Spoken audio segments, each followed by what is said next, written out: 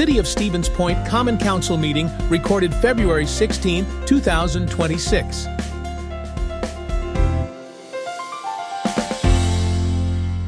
I have 7 o'clock. We'll call the regular meeting of the Common Council to order. Clerk, could I get a roll call, please? Christensen? Here. Guthrie is excused. Kiemer? Here. Broderick? Here. Burr? Here. Steinmetz? Here. Kneebone? Here. Shuda? Here. Lang? Here. Boozy? Here. And Morrow. Here. Okay, we do have a quorum, so if you would join me in our salute to the flag, please. I pledge allegiance to the flag of the United States of America and to the republic for which it stands, one nation, under God, indivisible, with liberty and justice for all.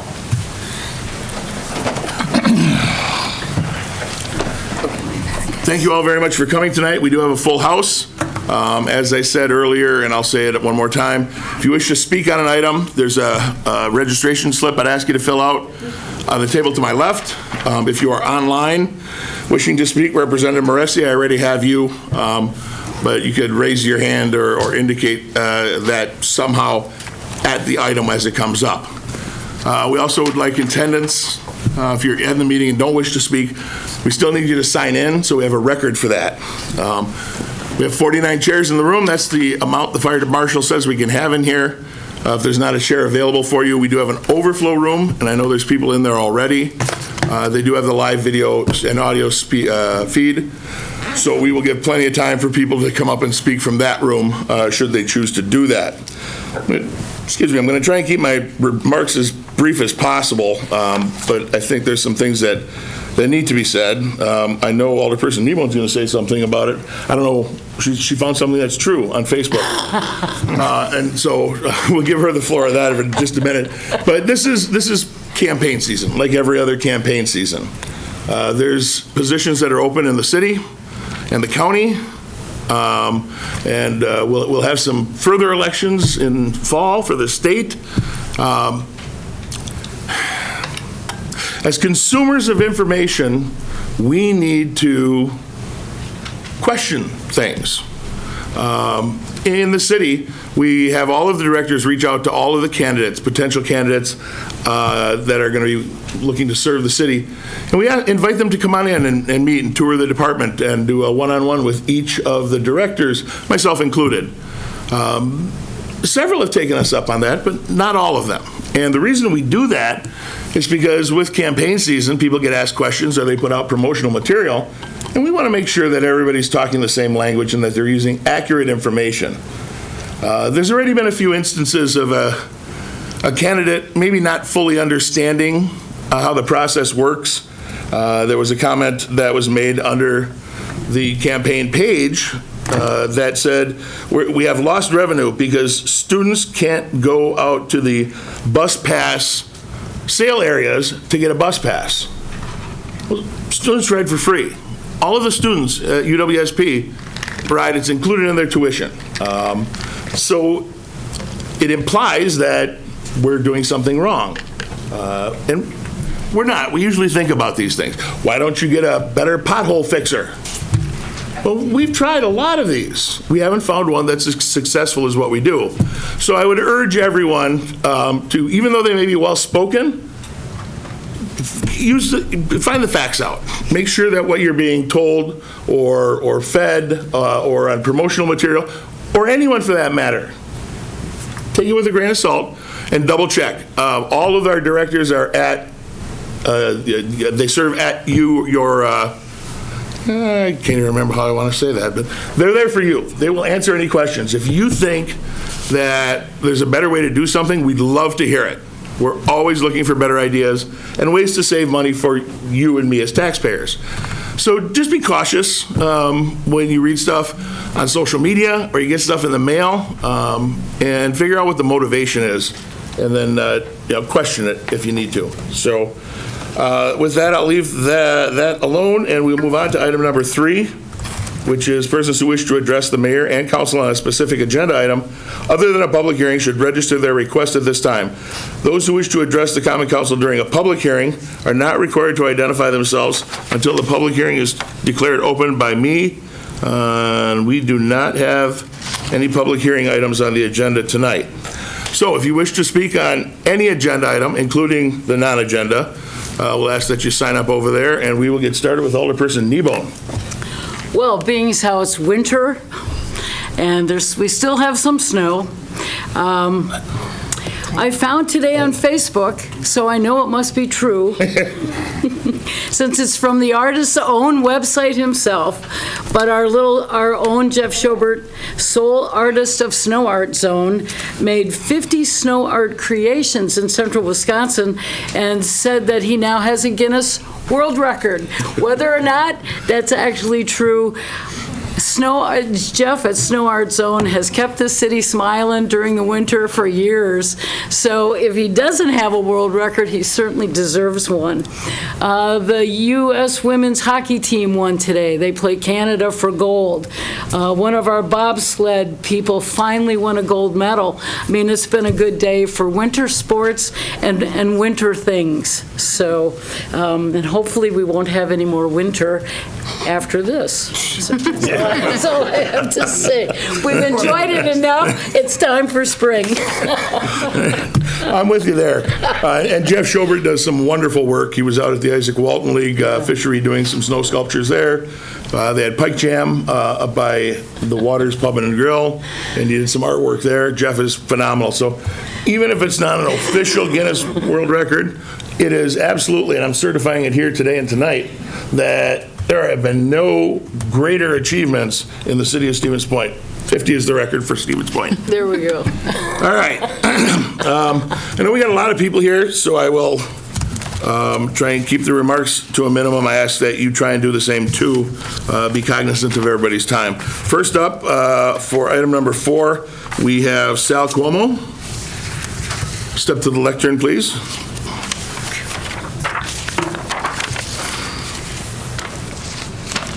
Good evening.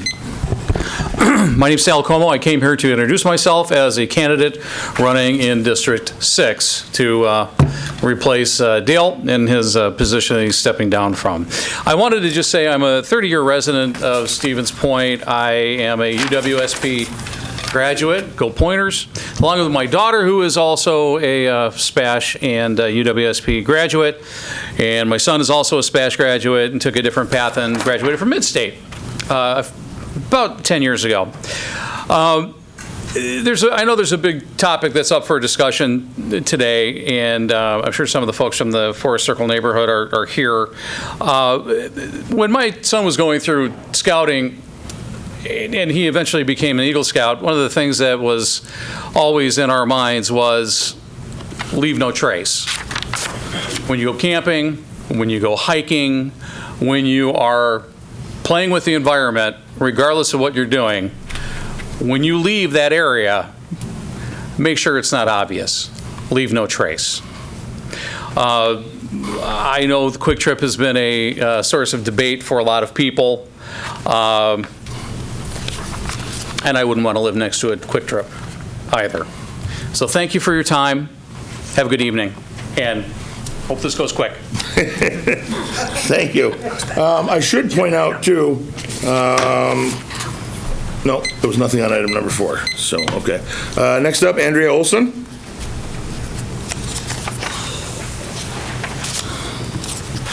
Andrea Olson, 410 Franklin Street. So I wasn't going to introduce myself as somebody running for District 4, the open alder seat, because Laura is leaving us and she's done a great job. However, because of the comments that were made by the mayor in his introduction, I feel that I need to, because guess what?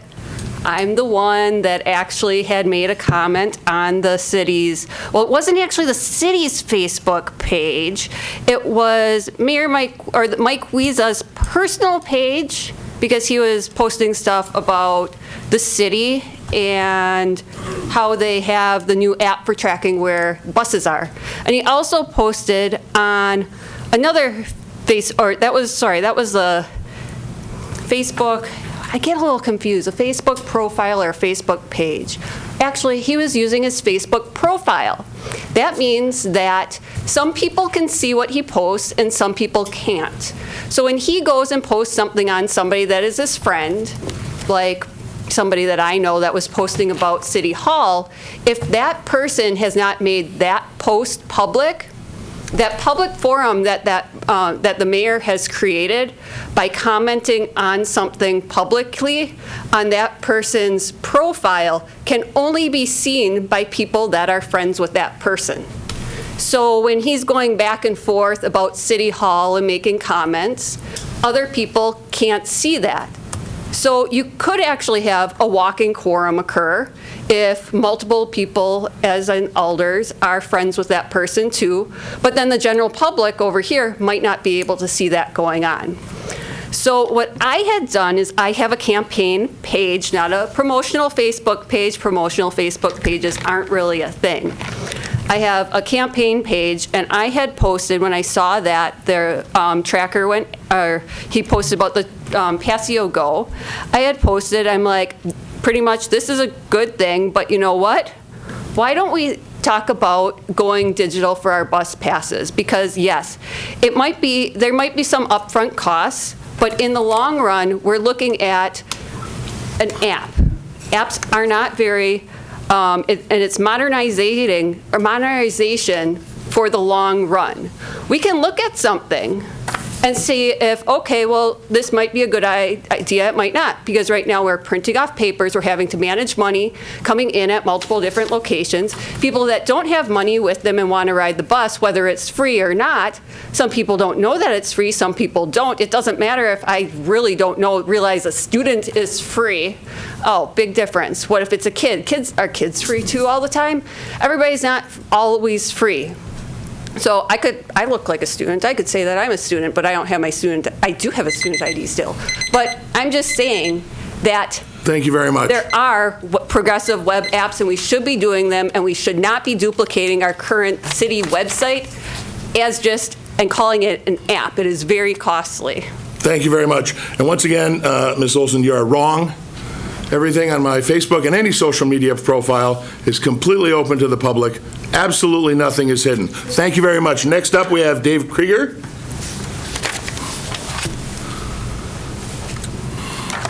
Got my glasses, so you're going to have to bear with me. Hello, my name's David Krieger. I live at 440 Walker Street. I'm running for 4th District Alderperson. I was born and raised in the city. My wife and I have raised all 4 of our children on the north side for over 10 years. Well, they're all gone now. We're all moving on. The reason I decided to run for alderman was simple and personal. My neighbor lady, elderly, came to me last fall, and she started crying. She says, I'm going to lose my home. I can't afford the taxes anymore. I said, you got to be kidding me. She says, they could tax me out. She was a farmer her whole life. That stuck with me.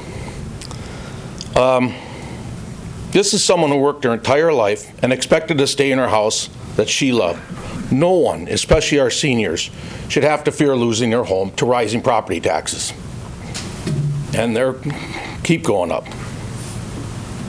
So it made very clear that the decisions made at this level are very real, and they're for the people of our neighborhood, and I believe we need to be more mindful of those decisions that impact our seniors, our veterans, and all ages. I spent 32 years in road construction, retiring from American Asphalt, and I understand both the importance of maintaining our infrastructure and the need to do it responsibly. With that experience, I believe there are smarter, more cost-effective ways to fund and plan road projects while reducing the burden on taxpayers. Today, I work as a school bus driver for the Stevens Point Area School District. I'm also the district trainer for anybody to obtain their CDL for recently retired people. Dean? We need you. And those roles keep me closely connected to our community and reinforce the value of our responsibility, safety, and accountability. I'm running because I want to listen, learn, and represent the 4th District with fairness, transparency, and the respect for taxpayers' dollars. Thank you for your time. Thank you very much. And with that, the non-agenda item is exhausted.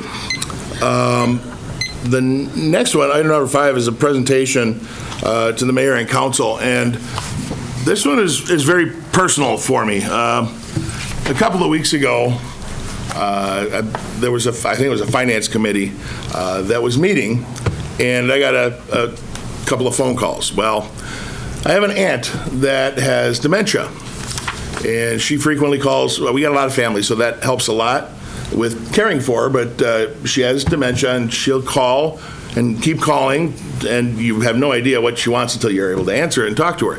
Well, obviously, I couldn't do that because I was in a meeting, so I was texting the rest of my family to see who could go and make sure that my aunt was safe and that she had everything she needed. And I got called out for it, that it was rude and inappropriate for me to be on my phone, even though I wasn't on that committee, but I was sitting up here. And they're right. It probably was very inappropriate and rude for me to sit here and do it. Should have stepped out in the hall, especially since I wasn't on that committee anyway. But thinking about it, it occurred to me that dementia is widespread and extremely impactful. And many people may not fully understand it. So I asked Carley, gave her a call almost the next day, I think, and she's helped me and my family through a lot of those hurdles, I guess, with caring for a family member who has dementia. So I asked Carley if she could come in and do a presentation to help maybe let a few people understand the dementia and Alzheimer's spectrum, and then let them know about the resources that we have right here in Portage County, not only for those people affected by dementia directly, but the family members, the support team, the caregivers. So with that, we've got a presentation. And I'd like to introduce Carley Prochaska, who is not Lee. There is no Lee in the name, so I apologize for that on the agenda. She is our dementia care specialist at the Lincoln Center, the Aging and Disability Resource Center. And Carley, thank you again for doing this, and the floor is yours. All right, so I'll make this very brief because I know the agenda is very long. Is this PowerPoint going to be available, I would assume, uploaded? I can make it available. I'll get it to John Perfect. right away, and he'll get it up on the website as soon as we can. And we'll try and pin it somewhere so it's easier to find. Perfect. All right, so as Mike said, I'm Carley Prochaska. I'm the Dementia Care Specialist at the Aging and Disability Resource Center. I've been there a little over 9 years. So obviously with dementia, we could talk about it for hours. So to do this in like 10 minutes, we're just going to do a brief overview. So if you want to just go to the next slide for me. I'm assuming a lot of you do not know what a dementia care specialist is. So I just kind of created this brief overview of what my job could potentially look like. It's unique to Wisconsin. There's only the dementia care specialist position here in Wisconsin. It's in every county as well as the tribes. So there's at least one dementia care specialist that represents every county. So every county is going to vary depending on the programs we offer, but this is just like a quick overview. So memory screenings, this is something that's kind of been implemented into annual physicals, because if people are having any cognition changes, that's not usually caught early enough. So if people are doing memory screens with us every year, then if there's any changes, it can be documented, and it's nothing that's going to be diagnostic. So people, if they are maybe hesitant to have the conversation, they can meet with me. They aren't going to leave my office with a diagnosis, maybe just some guidance into maybe having the conversation with providers, families. So memory screening is obviously one of the big things. Education is obviously something that I'm very passionate about, and a big thing with the dementia care specialist role, because a lot of people don't know about dementia and a lot of different things. They think dementia is normal aging. Not the case at all. How do you support somebody living with dementia? How do you support their family? How do you support their caregivers, their neighbors? Because not every caregiver is a family member. It can be a friend or a neighbor. So along with that goes the virtual dementia tour. So if you've never participated in a virtual dementia tour, I would strongly encourage it. So what this is, it's a sensory experience that's evidence-based, of knowing, kind of walking in the shoes of somebody with dementia, because you can research dementia till you're blue in the face, but you're never going to know what it feels like. And this experience allows caregivers, professionals, we've had CNAs go through that, nurses that have been nurses for 30 years, and they come out into debrief and was like, I had no idea. I had absolutely no idea.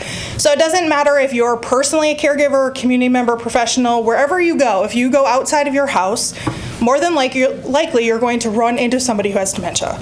And what happens if they just need help, most of the time they're kind of looked at as crazy, right? There's an old lady that doesn't know what she's doing. People will turn a blind eye and not help, which kind of leads into the dementia-friendly community program that we have. It's an education based for organizations, communities, groups, clubs, whatever, for them just to know a little bit about dementia. You're not leaving as an expert, but again, knowledge is power when it comes to dementia, so knowing as much as you can as possible is helpful. Memory cafes are specific to individuals with dementia and their caregiver, not dementia education-wise, but it's giving people an outlet to do something in the community where there isn't a stigma of somebody looking at them. So we've done bowling, we've done historical bus tours of Portage County. We just want individuals with dementia and their caregivers to feel that they can go out in the community and still live their life. And what I say to every presentation is the only difference between myself and somebody with dementia is they have a dementia diagnosis. They're still people, and sometimes that gets overlooked. So that's kind of the dementia care specialist in a really tight nutshell. And then we have 3 goals, and the goal is to have a dementia-capable ADRC, meaning everybody who works for the ADRC goes through dementia training as well as the virtual dementia tour. Having families and caregivers be supported so they can live quality of life, but also live in the community. Most people with dementia live in the community, so we're trying to figure out how to support them in age and place, whether that's services being introduced. And then with dementia comes conflict with family, and trying to figure out how to navigate. There's also obviously stages of denial of dementia is really not that bad, or yes, it is this bad. So part of my role is kind of doing family mediation and kind of having conflict conversations, as well as kind of going through those dementia behaviors that everybody kind of says, well, this person's very behavioral, and trying to work through that and see what the root cause is instead of kind of labeling somebody with a behavior. So that's my role in a very tight nutshell. If you want to go to the next slide. So part of the education that has kind of come up in the community, we did a poll and was like, what are something that you feel is missing? And a lot of people said education. I just want to know what dementia looks like. So what we started last April was the conversations with the dementia care specialist. It's a very informal education for people to come and just kind of learn. So we've done brain health basics, where people want to know, how do I not get dementia, right? Just trying to figure out education. So those were launched. They've been heavily attended, just trying to get the word out there. And of course, support group comes with caregivers, right? So how do we support them? Trying to incorporate the working caregivers. So on Tuesdays, we do a virtual working caregiver support group. So we're not just leaving people out, right? We operate Monday through Friday, 7:30 to 4:30, but what happens when somebody's working till 4:30 and all of our programming is during the day? So trying to incorporate the working caregivers as well. Next slide.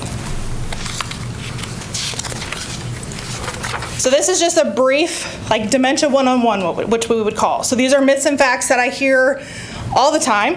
So the first one, that dementia only affects memory, that is a myth, absolutely. So a lot of times people think dementia is memory focused because Alzheimer's is the #1 type of dementia. Alzheimer's is a memory specific dementia. Not every dementia is like that. And the reason for that is it's a disease of your brain. So your brain controls everything we do. It's not just memory. So keeping that in mind, that people with dementia might not always forget things. It's because of the typical dementia that they have. They might not have Alzheimer's. Many people who have dementia live at home. Like I said, that is a fact. About 70% of people live at home, of course, with services in place. The next one that is all the time is that dementia is only for old people. That is absolutely a myth. So Alzheimer's specific, they have an early onset, so it can be 20s, 30s, 40s, 50s. So it doesn't discriminate when it comes to age. And then the last one is that dementia progresses the same for every single individual as long as your diagnosis is the same. False. So the kind of rule of thumb with dementia is if you've met one person with dementia, you've met one, because every single person is different. Instead of kind of categorizing that, if 10 people have Alzheimer's, they're going to look the same, they're going to interact the same. Absolutely not. So taking it into consideration that they're still one person and they're going to have similarities, but they're definitely going to be unique within themselves. Community resources. So obviously the ADRC is a huge resource for families just to know what's available. Because we always say these are services people don't shop for, right? People aren't calling and saying, hey, when my spouse has dementia, what are resources that are available to me? It would be easier, right? People would be maybe more prepared. That's just not how it goes. So being able to connect with resources, tapping into educational programs. Obviously, the Alzheimer's Association is available. So they are available 24/7, and you're going to speak to a live person. So you're not going to go through a phone tree. So if it's 2 o'clock in the morning, you can actually speak to somebody. And then the last part is just questions. That's everything. So if anybody has questions about dementia or even the Lincoln Center and the services they provide, contact Carley. She'll get you in the right spot. I have to tell you, again, because it's pretty personal, dementia is almost worse in some cases than some of those other terminal diseases, because you have to watch it progressively get worse. Thank you, Carley. I appreciate you, everything you do, Thank you. and Thanks for everything having that you guys do for the community. Thank you. Wow.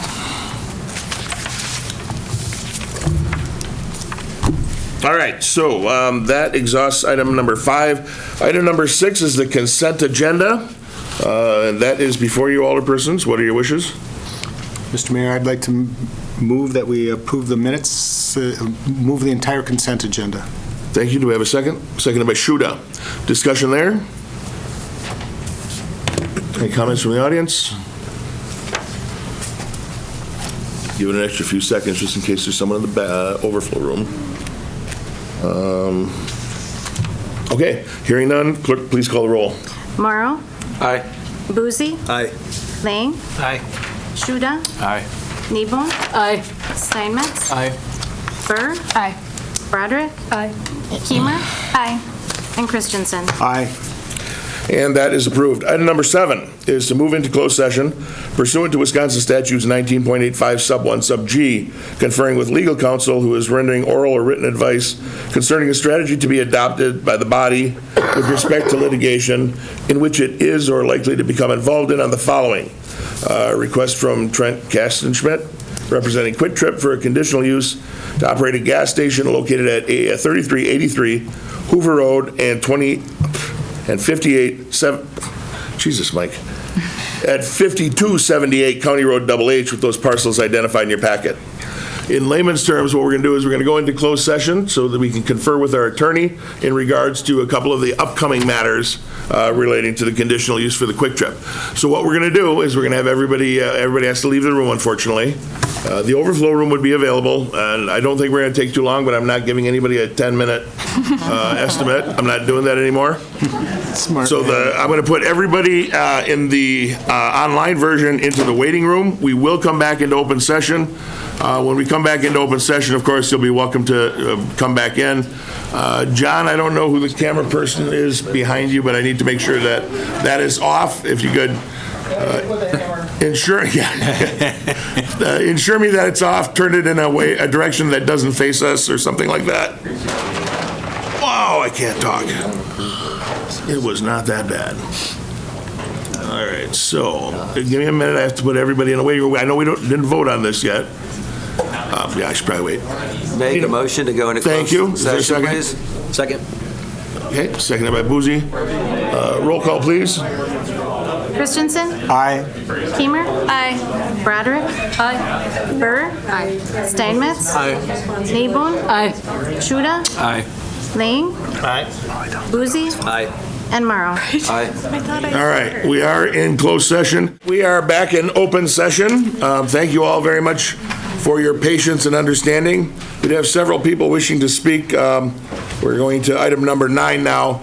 I know several of you listed item number 7 as the item you wanted to speak on. I think you wanted to talk about the conditional use consideration, not the closed session.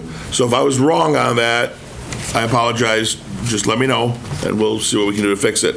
But moving on to item number 9, which is what I believe people want to speak on, we have Representative Vinnie Moresi online. Mr. Moresi, the floor is yours. 3 minutes, please. Thank you, Mr. Mayor. I'll make this very quick because it's a long proposal here. The purpose of the Wellhead Protection Ordinance is to institute land use regulations and restrictions to protect the municipal water supplies of the villages of Amherst, Junction City, Plover, and Whiting, and the city of Stevens Point, and to promote the public health, safety, and general welfare of the residents of Portage County. This is the text of both the city of Stevens Point and the Portage County's Wellhead Protection Ordinances, and similar language is found within the Village of Whiting's Wellhead Protection Ordinance. My concern is that the city may be on the verge of falling short of the aims and the intent of this ordinance. All residents in Portage County depend exclusively on groundwater for safe drinking water supply, and therefore our water is one of the most valuable resources that we have. The rezoning of the lot located on the corner of Hoover Avenue and County Road HH brings a possibility of land uses that are contrary to the stated intent of the Portage County, Stevens Point, and Whiting's wellhead protection ordinances. While I realize that the city's most recent zoning reclassification has modified these allowances, restrictions in the wellhead protection district are in place for important reasons.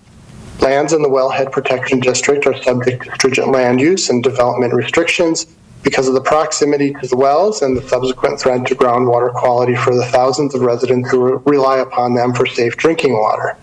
The county's wellhead protection ordinance was revised in ways that were contrary to the recommendations of the Groundwater Citizens Advisory Committee and the Water Resource Specialist back in 2021, and made protection districts smaller to allow more permitted uses. However, the Groundwater Citizens Advisory Committee recommended that the Planning and Zoning Committee again revise the maps and language of the ordinance to prohibit certain land uses within the wellhead protection districts in order to protect Portage County's groundwater resources. That plan revision is heading to the full county board and will likely be approved in the coming month. As your state representative, representing 60,000 people in the central Wisconsin area, and many of which who reside in Stevens Point, Plover, and Whiting, and as the current chair of the Portage County Planning and Zoning Committee, I personally urge the City Council to consider the harmful impact of a gas station and car wash proposed on this location, as it sits directly on top of the groundwater resources for the city, the village, and the county. Groundwater resources are not confined to the borders of one municipality and must be protected in coordination with all of our neighbors. On a very personal note, regardless of my complete confidence in our city staff to over-engineer and design safety redundancy into this project, it's not a matter of if these gas tanks leak, but more so a matter of when. And when they leak, it'll already be too late. I also understand that the developers state that PFAS chemicals are not in their car wash chemicals, but I urge the council to dig deeper into those assertions and look at all fluorinated compounds, not just PFAS and PFOS. I encourage you to look at the harmful chemicals that may be in their proprietary car wash mix. I realize that past decisions by members of this body have put you all into this particular predicament today, which led to the rezoning reclassification, subsequent deforestation by the landowner, and now the eyesore that was once the quiet neighborhood and a beautiful corner in our community.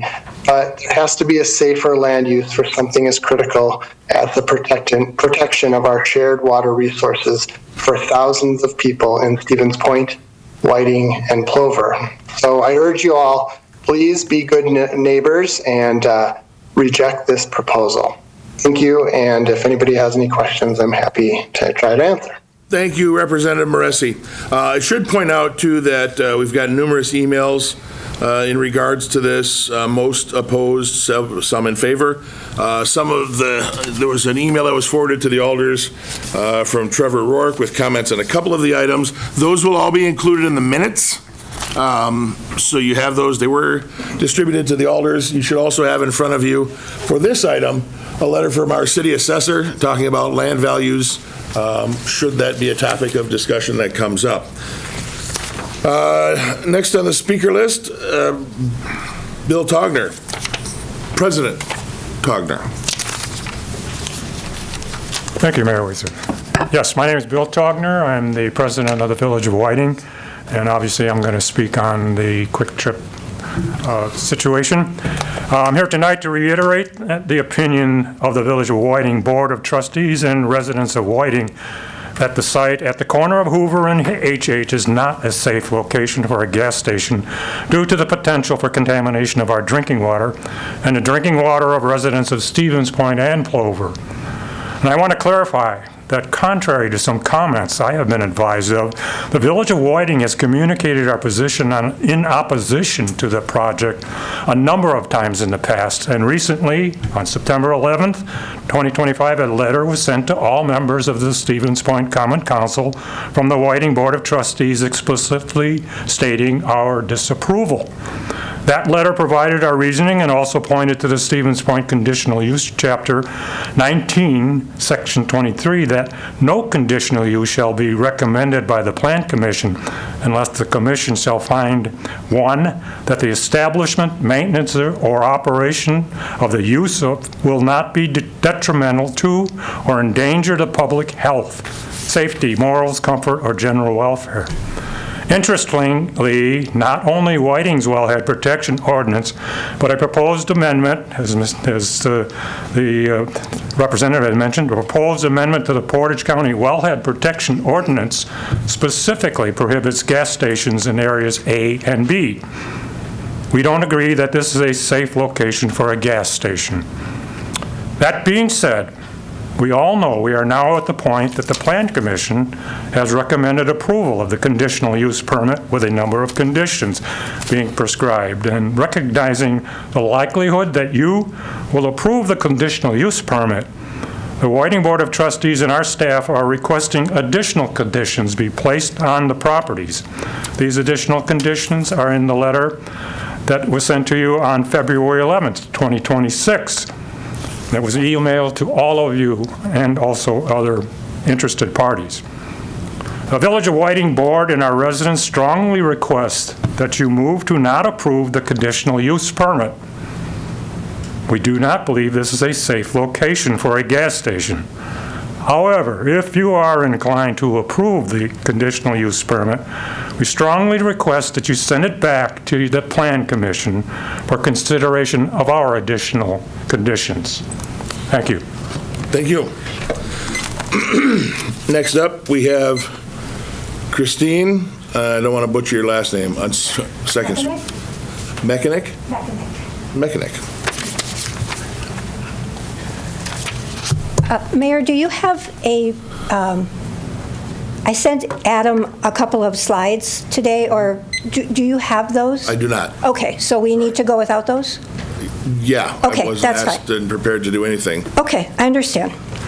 Okay, so good evening. My name is Chris Mechnick. I live at 4416 2nd Street in Stevens Point on the west side of the Whiting well field. I am a retired groundwater scientist. I spent 40 years doing public education about drinking water quality and public health. I've learned a lot since starting to look at this proposal, and some of what I've learned is that technology and the infrastructure of gas stations has improved a lot since the 1980s, when leaking underground storage tanks were everywhere. But what I've also learned is that accidents happen and equipment fails. And when those things happen, it can be a big problem. So what is the correct thing to do when you're faced with a low probability, high impact event? One thing I would say you would do is you would ask the people who would be most affected as far as the groundwater quality goes, and that would be the people of the Village of Whiting. I attended a meeting at their municipal center recently. I saw the awards that they received for the operation of their public water system. They're displayed in their display case. They have a lot of pride in their water system. Their ordinance, as Bill said, would prohibit this gas station if the land were in Whiting. Now they have to rely on the city to be a good neighbor and protect their water supply when they can't. So as Bill said, they submitted a list of conditions that you should have received that I think are scientifically sound and reasonable, and I support them all. But perhaps the hardest one to understand is the whole idea about access agreements. So if there's any residual doubt about what access agreements really are, I would like to talk to you for a second about that. I believe that you got that email and the picture was included in there. I was going to show that up there, but unfortunately that didn't come through. But this is the picture I'm talking about that you probably had. I will describe it for you in that case. You have the proposed development site to the east. You have the natural flow of water toward the Plover River, McDill Pond, to the west. Anywhere along that path where there isn't pavement, water can soak into the sandy soil and soak into the ground. If it's not used by plants or evaporated, eventually some of it becomes groundwater. So imagine at the Kwik Trip site, some quantity of gasoline soaks into the ground. It's lighter than water. It's going to go down through the soil pretty much straight down, and then it's going to reach the top of the groundwater, which is the water table, and it's going to start to move west toward the Whiting Wells, or southwest, depending on, really? That was 3 minutes. Try and wrap it up, please. Goodness. All right, thank you. So if we want to get that back out of the ground, how are we going to do it? We have to drill some wells to pull that contamination back out if it's already reached the groundwater. Well, where can we drill them? The map shows us that there is a lot of private property here. There are some road right-of-ways where we can possibly put some wells, but we can't put wells in the road, and we can't put wells on private property without permission of the owner. And every day that we are not putting wells in, that we are making agreements with owners, that contamination is moving at the rate of 3 feet per day toward those wells. So on the south side of the road, because there's that big apartment complex, if the contamination left the developer's property and we didn't have permission to drill in the apartment complex, there's almost 1.5 years of travel time there before we can get back onto public property on the Whiting Well site to drill those wells. And no one wants that pollution to get that close to those wells before, Thank you, Christine. Before we try to pick it up. One question, because I am concerned. Did you request that photograph be available for tonight's meeting? I was going from the Plan Commission rule where if we sent something to Adam by 3:45, he would have it available. Okay, yeah, I wasn't made aware of any of Okay, that, I didn't so. realize that he wasn't going to be sitting up here. Yeah, thank you. Thank you very much. Next up, we have Danny Wanta. Hi, I'm Danny Wanta. I live on 5271 Forest Circle South. My property is directly behind or in front of Victor's property. I had a whole thing typed up, ready to go out in the hallway. I was with my neighbors, and hearing their fight for not allowing this gas station to happen inspired me, because honestly, I lost hope. I lost hope in the city to make the right decision from the very beginning. It's hard to move into a home, your dream home, and then not even a year later, those trees are torn down. It's hard to accept the fact that the city of trees, the city of trees are just destroying more and more trees and allowing mass development when it's not needed. It's just very conflicting. It's very hard. I've covered up my windows so I can't see back there. I put a wreath so I can still see my dogs who go in the backyard, but it blocks my view because it's just so devastating. Victor, he has taken the time to walk and talk with the neighbors and set up meetings, and he's more than willing to set up a fence, which is great. He's even allotted 5 extra feet for us, which generous, but I don't see it to be necessary if it moves forward. I would rather have that fence on the property line so it avoids any other headache in the future. But I'm just very disappointed, and it has come this far. Looking out for the people is your job, and you're not showing up for that. Thank you. Thank you. Next up, Dan Bieberitz. Actually, I'd like to defer because I wanted to know if anyone had any traffic questions or issues. Okay, so you're only here as a resource? Correct. All right, I'll put this on the side and note that you're only here as a resource, and if we need to, we can bring you back up. Pete Arnson? Probably in the overflow room. He is in the overflow room.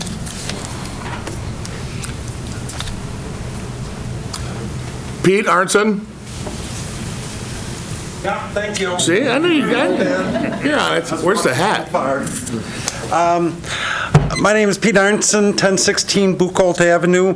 I'm a hydrogeologist with 35 years of professional consulting experience. I got my master's degree from the College of Natural Resources.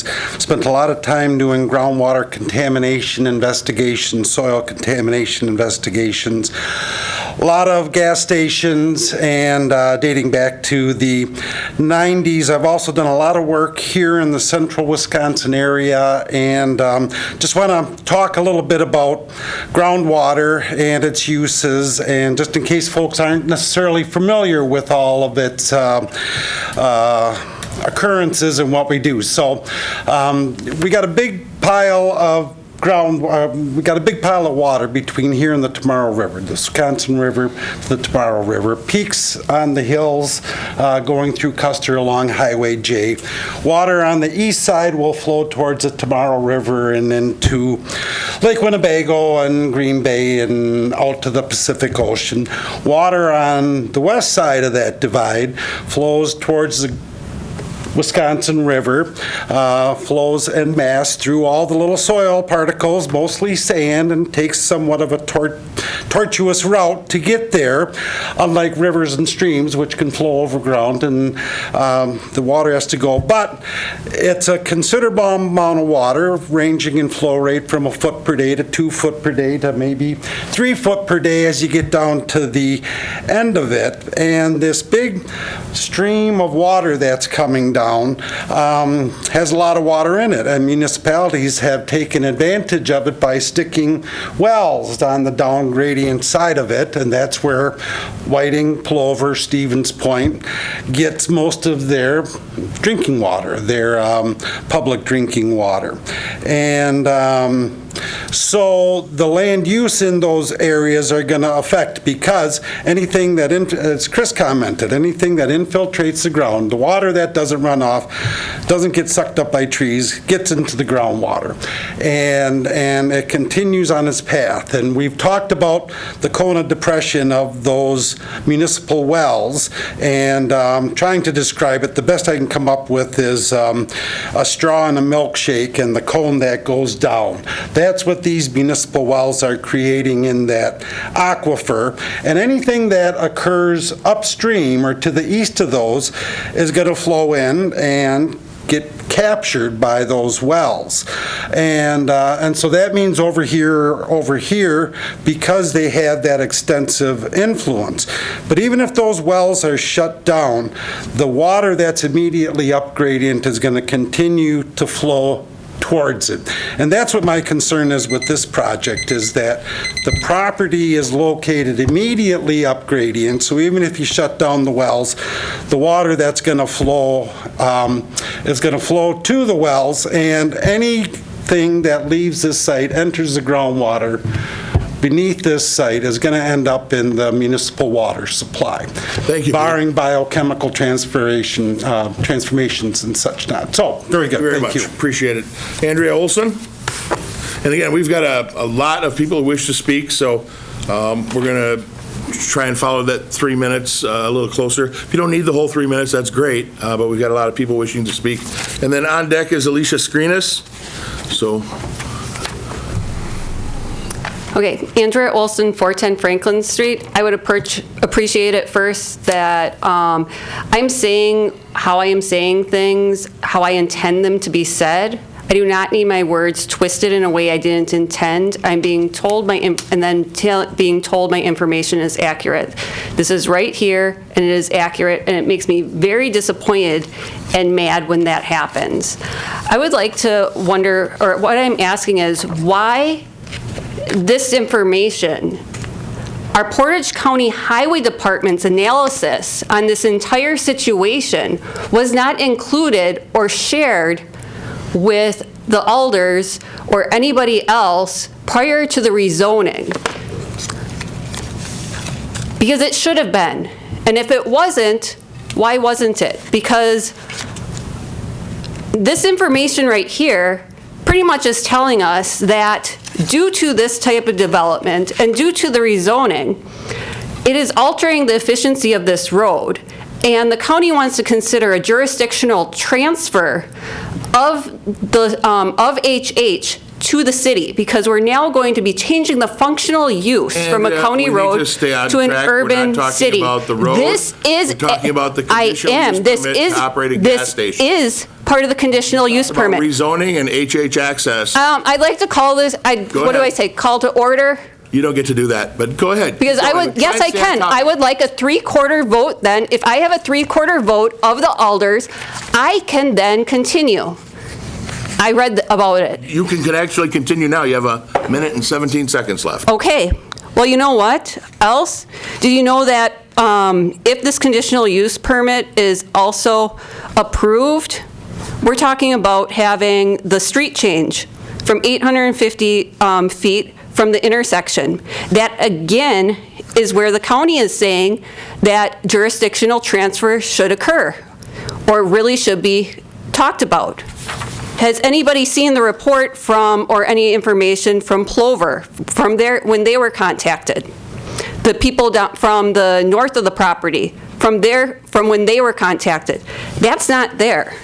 And by not including this report in this conditional use, because it does impact, like the traffic study doesn't even include a super convenience store. That's what this is. This is a super convenience store. It has the highest impact on an area. The traffic study also didn't include the car wash. Like, the traffic study isn't fully accurate. And yet we made a rezoning decision, and that rezoning for B4, which then ended up being a conditional use approval process, like, this shouldn't have been excluded. And it's actually, it did not. Thank you very much. This is a non-capricious manner, and this Next up, we have Alicia will result Screenis. in a legal battle. And alders should be able, I want to hand this off to you so that's included, because all the alders. Let me remind everybody to be germane to the topic. If you want to talk about access, highway access, that will be coming at a later date through the Portage County Highway Department. The rezoning is already done, so please stick to the conditional use to operate a gas station or the next two items. Alicia? Alicia Screenis, 53164 Forest Circle, Stevens Point. I am going to repeat probably stuff you have heard and will hear, but this is my piece, is what I'm going to say. The City of Stevens Point Conditional Use Permit Standard Number 1, that the establishment, maintenance, or operation of the use will not be detrimental to or endanger the public health, safety, morals, comfort, or general welfare. City of Stevens Point Groundwater Protection Overlay District, Number 1, purpose and authority. The purpose of this wellhead protection ordinance is to institute land use regulations and restrictions to protect the municipal water supplies of the villages of Amherst, Junction City, Plover, and Whiting, and the City of Stevens Point, and to promote the public health, safety, and general welfare of the residents of Portage County. In a research article from the Journal of Environmental Health, Science, and Engineering, gasoline contains the BTEX group consisting of benzene, toluene, ethylbenzene, and xylenes, all of which are toxic. Within the BTEX group, benzene is the sole chemical classified as a human carcinogen, is a casual agent of leukemia, and is associated with non-Hodgkin's lymphoma and multiple myeloma. While the general population experiences low exposure to benzene at gas stations when dispensing gasoline, at-risk populations include those who are occupationally exposed, people that live near gas stations, and children near stations. People living near gas stations can be exposed to chemicals from the stations even inside their homes. I never thought that I would be having a conversation with my husband about how to protect our 4 children from airborne benzene emissions. We don't want to move. We invested money into our house to put in an addition so that we could live there with our 4 kids for a long time. But with the increased risk of cancer that could happen if Kwik Trip goes in, we are having that conversation. We are looking into somehow being able to monitor benzene in our own home to be able to protect our children. And that really should not have to ensure our children are protected, with the plan to move if the risks of benzene end up becoming too high. Besides public health being at risk of benzene emissions in the air, there is also the risk of contaminated groundwater and benzene in the water. The property in question is located within the Groundwater Protection Overlay District B, according to the Village of Whiting Wellhead Protection Ordinance. This prohibits the use of gas stations. If they had felt that enough conditions could be put on a gas station to make the risk of contamination insignificant, then wouldn't this be listed as a permitted or conditional use? By listing this as a prohibited use, it implies that the risk of contamination are too great, too detrimental for the wellhead, for groundwater, and for public health. If you are going to approve this, you need to put on clear enforceable conditions on it, including vegetative buffer to address airborne benzene emissions, and conditions that are and have been suggested to protect the groundwater. When we know better, you can do better. Thank you. Thank you very much. Joe Donahue and Ray Reeser on deck. I think they're both in the overflow room, so we'll just give them a minute.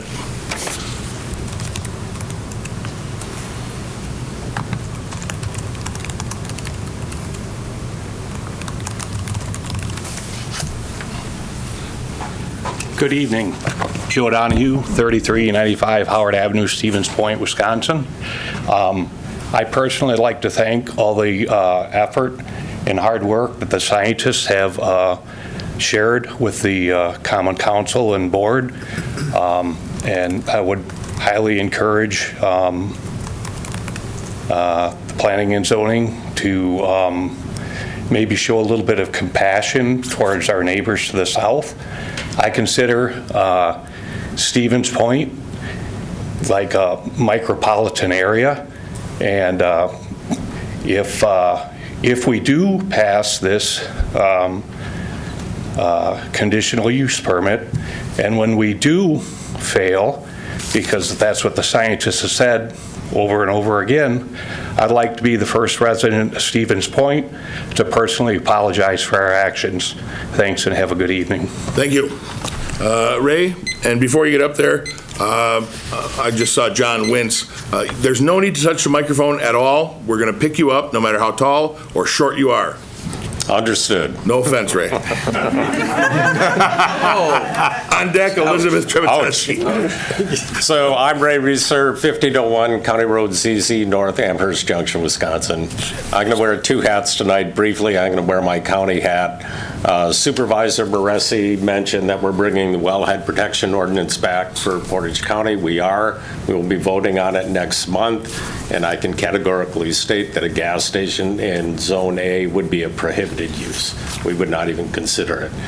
Now I'm going to take my county hat off and speak as a tax-paying resident. So I've got a PhD in the geosciences. I'm extremely familiar with groundwater and contaminate movement in post-glacial landscapes. As my colleague Pete Arntzen and also Chris Mechanic mentioned, this is a profoundly bad idea. And I would really ask the council to consider not approving this conditional use. Thank you. Thank you very much, Ray. Elizabeth Trebotuski, and then Savannah is up after that. Elizabeth Trebotuski, 3262 Sunflower Road. I brought my parents. They were activists too. You might remember them from meetings in the past. I also brought our current wonderful Stevens Point area visitor guide, which mentions we're the city of wonderful water. I sent an email to everyone here about where I grew up, which is in Mr. Schuda's district on Green Avenue. 550 feet from the gas station there. There are, I believe it was, I'm gonna have to look at my phone. Sorry, guys. 19 homes in that neighborhood directly around that gas station were impacted by cancer over the course of my lifetime living there, 19 years. Many of those people died. Was it because of the gas station? That's anecdotal, I don't know, but so many people over and over, 550 feet away from that, talking and learning about what we've learned about benzene. Benzene increases the likelihood of non-Hodgkin's lymphoma, which my mother died of, and an increase of 3 parts per billion of benzene correlates to an 18% increase in dementia diagnoses, which my mother also had. So the presentation earlier hit me especially hard. We took a lot of advantage of the ADRC, and we really appreciate what you guys do. But this is important. This is not something to just say this is words on a page. Like, this affects families. 19 homes around the store in Park Ridge, which is no longer open. Anyway, thank you for your time. Thank you very much. Thanks, guys. I'm pretty sure that's a first. Well, my parents did a lot of firsts too. Good to know. Savannah, and then Lynn Markham's on deck. All right. Good evening. Savannah Heber, 5272 4 Circle South. I want to echo first what the experts and scientists and what Bill and the Village of Whiting Board has said, that this is just not a good idea. The risks don't outweigh the benefit. That said, I recognize that this is where we're at, and how can we do this the safest? So that's where I'm at. There are 13 children that I know of, probably more, who live just on 4 Circle South, the street right behind this development. For most of them, because a lot of them are under the age of 10, it is past their bedtime or they would be here. My daughter is especially upset that she cannot be here talking about groundwater. But these are the children who ride bikes, they play outside, they toss the ball, and they grow up directly adjacent to this site. When you discuss conditions tonight, you are deciding the daily environment surrounding them. The Groundwater Protection Overlay District exists, by its own language, to promote the public health, safety, and general welfare of the residents of Portage County. Public health is not incidental in this ordinance. It is central to it. Benzene is a known human carcinogen. The World Health Organization has stated that there is no safe level of benzene exposure. A large national study published in Environmental Health Perspectives in 2017 found that long-term exposure to even low ambient levels of benzene was associated with increased mortality risks in the general population. These are community-level concentrations, not extreme industrial exposures. Children are particularly vulnerable. I'm not asking you to regulate benzene emissions. That authority exists at the federal level. I'm asking you to use the zoning authority you clearly have to reduce exposure risk where families live. Federal standards set minimums. Local governments add safeguards. We regulate cars federally, yet cities still install stop signs to protect neighborhoods. This is no different.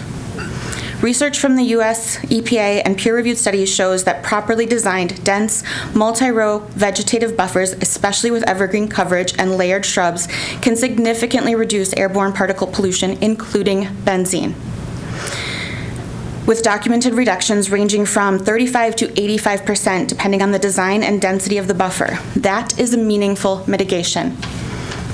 Finally, I want to address what has become a central claim, that the city cannot require a buffer on Lot 3 because the permit is for Lot 1. The conditional use permit before you applies to one legally existing parcel. The certified survey map that would separate this parcel into 3 lots has not been submitted or approved. Until it is approved and recorded, Lot 3 does not legally exist as a separate parcel. They are simply lines on a page. In fact, on the application, the property is listed as one parcel. Under the law today, this is one property. Because I wanted to be certain I understood this correctly, I consulted with a municipal law attorney about how conditional use applies in a situation like this. The answer was straightforward. Zoning decisions are based on the parcel as it legally exists at the time of the decision. So I'm asking, if Lot 3 does not legally exist today, on what legal basis is it being treated as separate in order to avoid conditions? If the city's position is that its authority is restricted by a map that has not yet been approved, then I respectfully ask that the legal basis for that position be clearly stated for the record. Thank you, Savannah. If I don't have a driver's license and get pulled over, I can't avoid a ticket by saying, don't worry, I'm getting a driver's license next month. This land use decisions operate the same way. The law is enforced based on what is true today. This is about applying the law as written. The authority to promote public health and safety is already in your hands. I am asking you to use it. At the end of the day, the decisions you make today will shape the heir that Matilda and Alice and Jake and Jermaine and JJ and Xander and Anna and Blake and Claire and Corey and Frankie and Max and Roy breathe every day. Thank you, Savannah. When they step outside to ride their bikes. Really, we got to wrap it up. I am simply asking you to use your judgment to protect the kids. You have the authority to add a reasonable safeguard, not someday after the problems arise, but now. Thank you. Lynn Markham and Jennifer Burton on deck.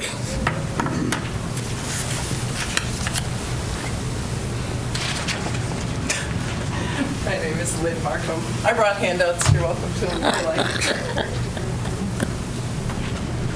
I live at 302 Georgia Street, North. I'm here as a citizen presenting tonight. I respect and ask you to honor the Village of Whiting and what they've said. It's their drinking water that'll be affected. I also ask you to respect the neighborhood, their children, and protecting them over the long term. I agree that this is one 14-acre parcel that's proposed, that there are not 3 lots at this point.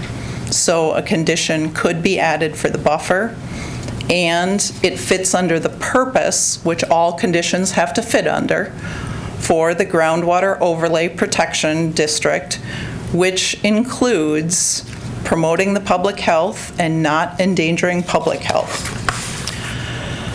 At the February 2nd Plan Commission meeting, the mayor said in reference to benzene in the air, the world is a dangerous place. I think that's true to an extent, and I think how dangerous of a place our community is and how dangerous each neighborhood is depends on the decisions that you make. Zoning was first created to reduce dangers, to separate industrial uses from residential uses, to not have smokestacks blowing onto homes. A gas station has no smokestack. It has no visible air pollution. Does it have air pollution? Yes. Gas is spilled. Tankers bring gas in. People pump gas into their vehicles. Spills, drips, they happen. So you have benzene evaporating from that site. Okay, so how much? We know it's rising. We know that adding a gas station near these homes with their existing level of benzene in the air is going to cause it to go higher. So how much higher? I dug into a 2022 paper that says the average urban concentration of benzene is about 0.5 part per billion. And living within 500 feet of a gas station increases benzene concentrations by about 0.5 part per billion. If you live closer at 300 feet, it raises it by 1 part per billion. So doubling, perhaps tripling the level of benzene in the air in that area. Benzene levels vary, from day to day. How many tankers are coming in and unloading gas that day? How many people are getting gas? What we have for indicators are the people who live there. And we know that 20 to 40% increase in cancer near gas stations. We know it raises the benzene level. We know it increases cancer rates there, particularly childhood leukemia. So the question is, will you safeguard public health, or will you create a dangerous place to live in our community? Zoning has the ability to do either one of those. It's how you apply it. Thank you, Lynn. Jen?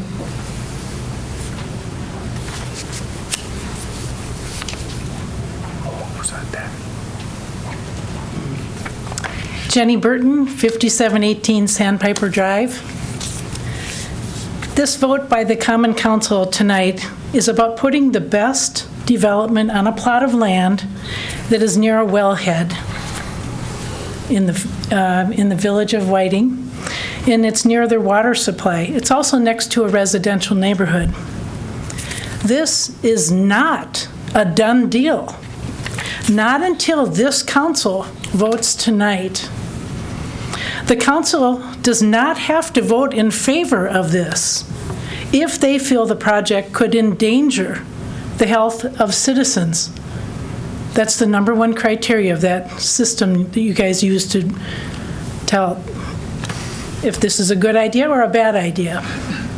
You've just heard testimony about the dangers that this development could unleash and is likely to unleash.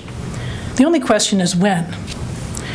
No matter how safe technology claims to be, the data shows that storage tanks still leak hazardous health materials into the groundwater.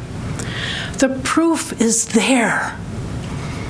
A logical person would say, why in the world would a gas station ever be put across the street from a wellhead? I believe that all the conditions in the world would not be enough to protect this land and these people. I think it comes down to this one statement made by Alder Kneebone. Just because a development can be put on a parcel of land due to zoning that's currently in place, that's my edit, just because that can be put into a piece of land, it doesn't mean that it should be. It looks like Kwik Trip is trying to force a square peg into a round hole. It just doesn't fit. Doesn't fit. This is where science and common sense come to play. Common Council members, please weigh the scientific evidence tonight. Think about what these people have said, how this development will affect their families and their children. Why gamble with the safety of residents and the land itself, when there are other suitable forms of commercial properties that could be built there that would not be a health hazard? The easy thing would be to just go along with it. It's been well set up. The guidelines are in our current zoning code. I bet you $1 million the zoning code will change. Will it be in time for you guys? That depends on you. Depends on every single one of you.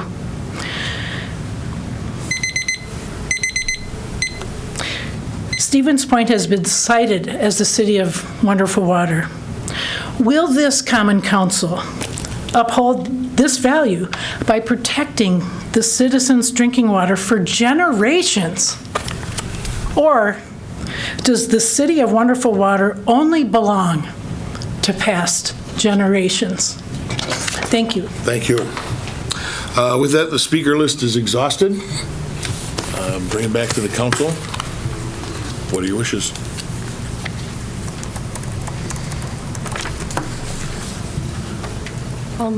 Move approval for the conditional use permit to operate a gas station. Thank you. We have a motion by Broderick to approve. Second. Seconded by Steinmetz. Discussion?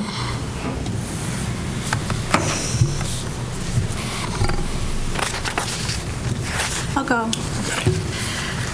I attended both Plan Commission meetings and a solid 7 or 8 hours of testimony in regards to this proposal. I received emails from over a dozen of you, and I think you all have legitimate claims and concerns. I agree that the station is too close to Wellhead Protection Zone A for my liking and for the science that you stated, and I find the fact that it's within the zone of influence a serious concern. The first home that my parents bought when I was 3 years old was adjacent to a gas station. There was a 10-foot alleyway that separated us, our driveway to the gas station itself, and it was vacant at the time that we lived there. I have no idea if the tanks were still on the ground or not. I mean, this was the 1980s, so who knows what, the environmental regulations or standards were at that time. You want to do everything you can to protect your family and your kids and your neighbors. You want to prevent unnecessary risk. I completely understand that, and I know that these 31 conditions are not enough for you. But I believe that the only way that we can stop this from happening is to change the rules to prohibit it in the future. I will be voting in support of the permit, not because I think it is without risk, but because I think we do not have legal ground to deny it. Thank you. Thank you. Anyone else? Mary? Yeah, one, I'm going to stop saying just because we can doesn't mean we should. No, that's a good phrase. I need to remember that. I keep getting quoted. I do believe it, though. Just because we can do something doesn't mean we should. We're about a mile from the College of Natural Resources, where I graduated with a resource management degree. I went on to get a master's degree in urban and regional planning with an environmental planning emphasis. So I have to quote Aldo Leopold, because that's just what we do as CNR graduates. The land ethic simply enlarges the boundaries of the community to include soils, waters, plants, and animals, or collectively the land. A thing is right when it tends to preserve the integrity, stability, and beauty of the biotic community. It is wrong when it tends otherwise. Aldo Leopold. Last month, and probably the month before, I likened this project to playing Russian roulette. The property is the weapon. The probability there will be leaks and spills is the bullet. And the Whiting Wellhead District is the head the chambered bullet will aim at. It's only a matter of time and ill luck until the bullet lands in the wrong chamber and something very bad happens. No technology is 100% safe. I do not believe that this proposed development satisfies standard of review number 1, which states the establishment, maintenance, or operation of the use will not be detrimental to the health, safety, morals, comfort, or general welfare. On the contrary, this project poses a real threat to groundwater safety. In conclusion, I do not believe the denial of this permit will adversely affect the property owner. There are any number of commercial uses that could go there. And I think it will adversely affect the health, safety, and comfort of far more people that live in the area or get their water from the area than will be benefited by yet another gas station with a car wash. Thank you. Thank you, Alderperson.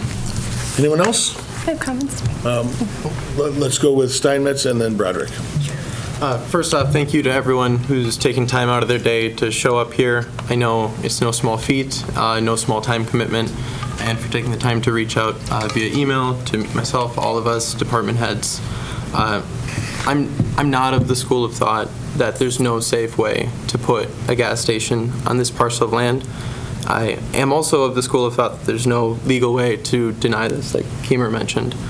I don't think that closing ourselves off to development is an appropriate or pragmatic response.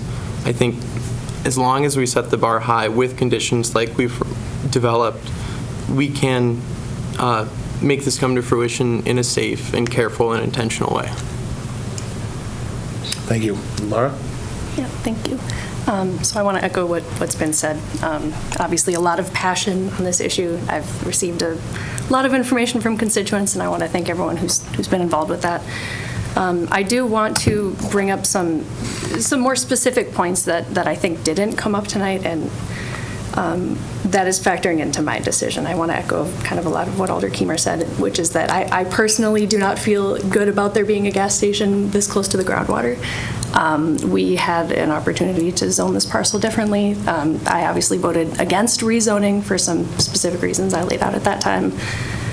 We are where we are now. Where we are in a position that we have to be extremely specific about the decision we make and why we make it. I did see a lot of form letters from people, kind of the same letter coming from a number of contacts that mentioned that the conditions were vague or unenforceable, but I did not see any detail about which conditions were vague and how they were unenforceable. We would need that information in order to deny a permit on that basis, right? We need to be extremely specific about those details. We've seen that if a leak would occur, it would be catastrophic, but we haven't heard any specific information on how likely a leak truly is to occur. There are these sorts of things that I think we do have to be very deliberate about. So I guess I'm sort of in the middle maybe between Steinmetz and Kiemer here, whether or not it is possible to put enough conditions to make this safe. I don't think we can say that it's impossible. So that being said, I do want to reassure some people here tonight because we have heard a lot of concern, and again, a lot of that concern is extremely legitimate. I don't want to minimize that in any way. But I have spent a ton of time just looking at Wisconsin DNR information about spill data just over the past weeks. We've heard a lot of testimony. I do highly encourage anyone who hasn't yet to go to the DNR website and actually look at that data set. Kwik Trip itself does have a lot of information there. There are a lot of records that had to be reported. As I started looking into that, I saw that a large number of these were, someone overfilled their gas tank, fire department was called, we contained it, it was on an impermeable surface, case was closed, there was no contamination, there were no follow-up actions, right? Some of them are more serious. There was an incident in Rice Lake that did lead to groundwater contamination. It was an underground storage tank that was overfilled, contaminated, deep underground. We have a condition that will not be possible. We're asking them to put in physical mechanisms that'll prevent overfilling these tanks, right? There are a lot of conditions here that are just above the double-walled standard that's required by the EPA and the Wisconsin DNR. There are a lot more conditions here than the bare minimum. This is the most restrictive permit that Kwik Trip has had to deal with across all of their locations, I understand. There is a really important opportunity to set a precedent here. So I know a lot of us are uncomfortable with this permit, even in the state that it's in. But I do want to highlight that this is an opportunity to set a precedent that I think could be really important in the future. I guess my last comment, because again, we have to be very specific about what we talk about in these meetings for later purposes. I want to specifically address the idea about the conditional use permit, talking about the general welfare, and the zoning code talking about general welfare and safety. Our traditional historical overlay district also includes that language about general welfare and safety, and that is an area where we could have a gas station permitted by right. So I don't think that we can reasonably make that argument that a gas station inherently poses enough of a risk that we could deny it on that basis. Again, I apologize for getting too deep into jargon here. I just want to call out it's very important to be specific. I want these things to be stated for the record in our minutes. Thank you all again very, very much. I'm uncomfortable with approving this, but I will be hanging out later if anyone wants to speak to me later to understand more about that. Thank you. Thank you. I yield. Any other comments? I can real quickly. Okay. I have had a chance to have a number of conversations, and I think it's important when you're making a decision to try to get as much information from as many different viewpoints as possible. One of the more recent conversations, I met with Lynn Markham last Friday, and I did have a chance to follow up our conversation. She was concerned about the location on the map of one of the monitoring wells, and I assured her I would talk to Joel. I did have a chance to talk to the director of the utilities that afternoon. He said those are relative locations. They're not the final location. They'll actually finalize exactly where they could be, but he said her points were valid, that if the water was just being pumped from the north well, the water would flow straight west. So he said that seemed perfectly reasonable to him, that well should be moved further north, so it would be straight west of the pumps themselves. Director Lemke, do you want to speak to that real quickly? He walked in, so. Yeah, it's one of the things, and I apologize, I should have brought it up during Plan Commission. The sheet was submitted with those X's on it as these are going in. We haven't determined the final locations yet, and Kwik Trip is aware of the fact that we will position them exactly downstream as close as we can get to knowing that. One upstream, two downstream. All right. Thank you, Director. Appreciated that clarification. So, all right. Thank you. Any other comments? Yes. Met with many people here too, and I'm a Stevens Pointer too. It's been stated legally we really don't have a foot to stand on. I would just hope that going forward that Kwik Trip, the owner of the property and stuff, would consider some of the more the newer conditions that some of the people have stated here, the vegetative buffer being one of them around the whole property. It'd be really nice if they would consider doing something like that. And I know Kwik Trip is a family-owned business, and they don't want to spill either, but let's just hope that all the things that they say that they're going to do come to fruition. Thank you. Any other comments? Otherwise, I guess. Go ahead. Yeah, I just kind of want to echo the comments that the other alders have made. If you go back and look at the meeting minutes from August, I did vote against the rezoning, and that was kind of our best case, I guess, or our strongest case to not allow a gas station in there. And I think, like Alder Broderick said, it does set a good precedent and moving forward. But yeah, I'm not super jazzed up about it either. Thank you. All right, anyone else? Otherwise, we have a motion to approve. If you're in favor, you'll vote yes. If you are opposed, you'll vote no, and the clerk will call that roll. Christensen? Aye. Keemer? Aye. Broderick? Aye. Berg? Aye. Steinmetz? Aye. Kneebone? No. Shuda? Aye. Lang? No. Boozy? Aye. And Morrow? Aye. 8-2, is that correct? Yep. 8-2, the motion passes. Item number 10 is a resolution, request from Trent Kastenschmidt, representing Kwik Trip, for a conditional use permit to operate a car wash on the properties located at 3383 Hoover Road and 5278 County Road Double H. We have several people wishing to speak on that one too. We'll just go back down the list. Savannah? Did she leave? I think she went out in the hallway. Okay, we'll come back to her then if we have to. 7 or 8, actually. Elizabeth Revocable. Was my parents there this time? I think you all know how I feel about this entire thing. It shouldn't have come to this. Now we can talk about the car wash. The products they use might not contain PFAS. They're proprietary. We don't know. We just have to take their word on that. But other things that are used on cars do contain PFAS, which will be washed off of those cars, come off of that water into the holding pond. The holding pond is going to be discharged into the ditch. As we talked about earlier with the Plan Commission, that will go directly into the groundwater. The water from those holding ponds isn't being treated or tested. It's just going directly into the ditch from there. So that's, public health. That's what this is all about. And now we can talk about the car wash now that the horse is out of the barn and the barn is on fire and everything else is horrible. But let's talk about the car wash now. Thanks. Thank you. Joe Donahue?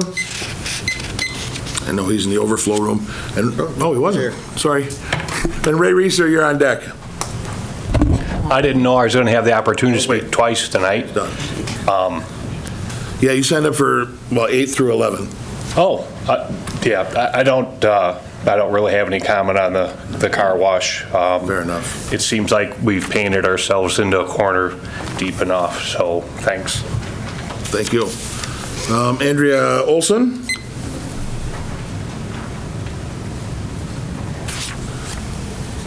And then Bill, why don't we have Bill go next, and then when Andrea gets in the room, you signed up for these as well, 7 through 11? My comments pertain to all of it. So. Okay, thank you. Then we'll note that in the record. Go ahead. I'd like to just note that the city analysis for the conditional use permits isn't included. I didn't see it in the packet for this meeting, so I'm going back and forth. But it says that the car wash shall be in operations from 9 to 6 p.m. daily. If we look over at Highway 10, they were required to put up, which has been mentioned many times, they were required to put up a fence at the edge of their property because there were houses behind it. And we've talked about like, a condition should be added to this because related to having more trees on the property and also a fence, because they talk about the vision triangle, but the vision triangle does not extend the entire lot. It is a portion from where the driveway is and then to the right. They have a lot of land in between there on each side of the lot where there's nothing. They want to keep it like that because it's a clear view of the car wash and Kwik Trip. Kwik Trip designs their properties in a specific way because they want to be seen from every single point of view. But our vision triangle doesn't mean that you can't have trees outside of that vision triangle. Like, you can add conditions on there to help with the sound, because this is going to be loud. You have kids sleeping, you have neighbors, and also you have contamination going into the air from the car wash too, and you have the cars going through the car wash very slowly, so you also have the exhaust from that. But when the analysis was done about, and vision triangles were mentioned, we can put stuff where vision triangles don't occur, and that has not been discussed, and it really should be a condition that is added on there, because gateway to the pineries, but there are no pine on this lot. There are no trees left on this lot at all, and we can add stuff where the vision triangles don't occur. Thank you. Just for a point of clarification, the car wash condition would be that it is not in operation between 9 p.m. and 6 a.m. Those are the recommendations from staff. So we wanted to point that out. And the reason the screening wasn't included as a condition is because the car wash is pointed away from the residential area, so the noise shouldn't be there. And it's not in the packet, but it was mentioned at previous meetings, so I want people to be aware of that. And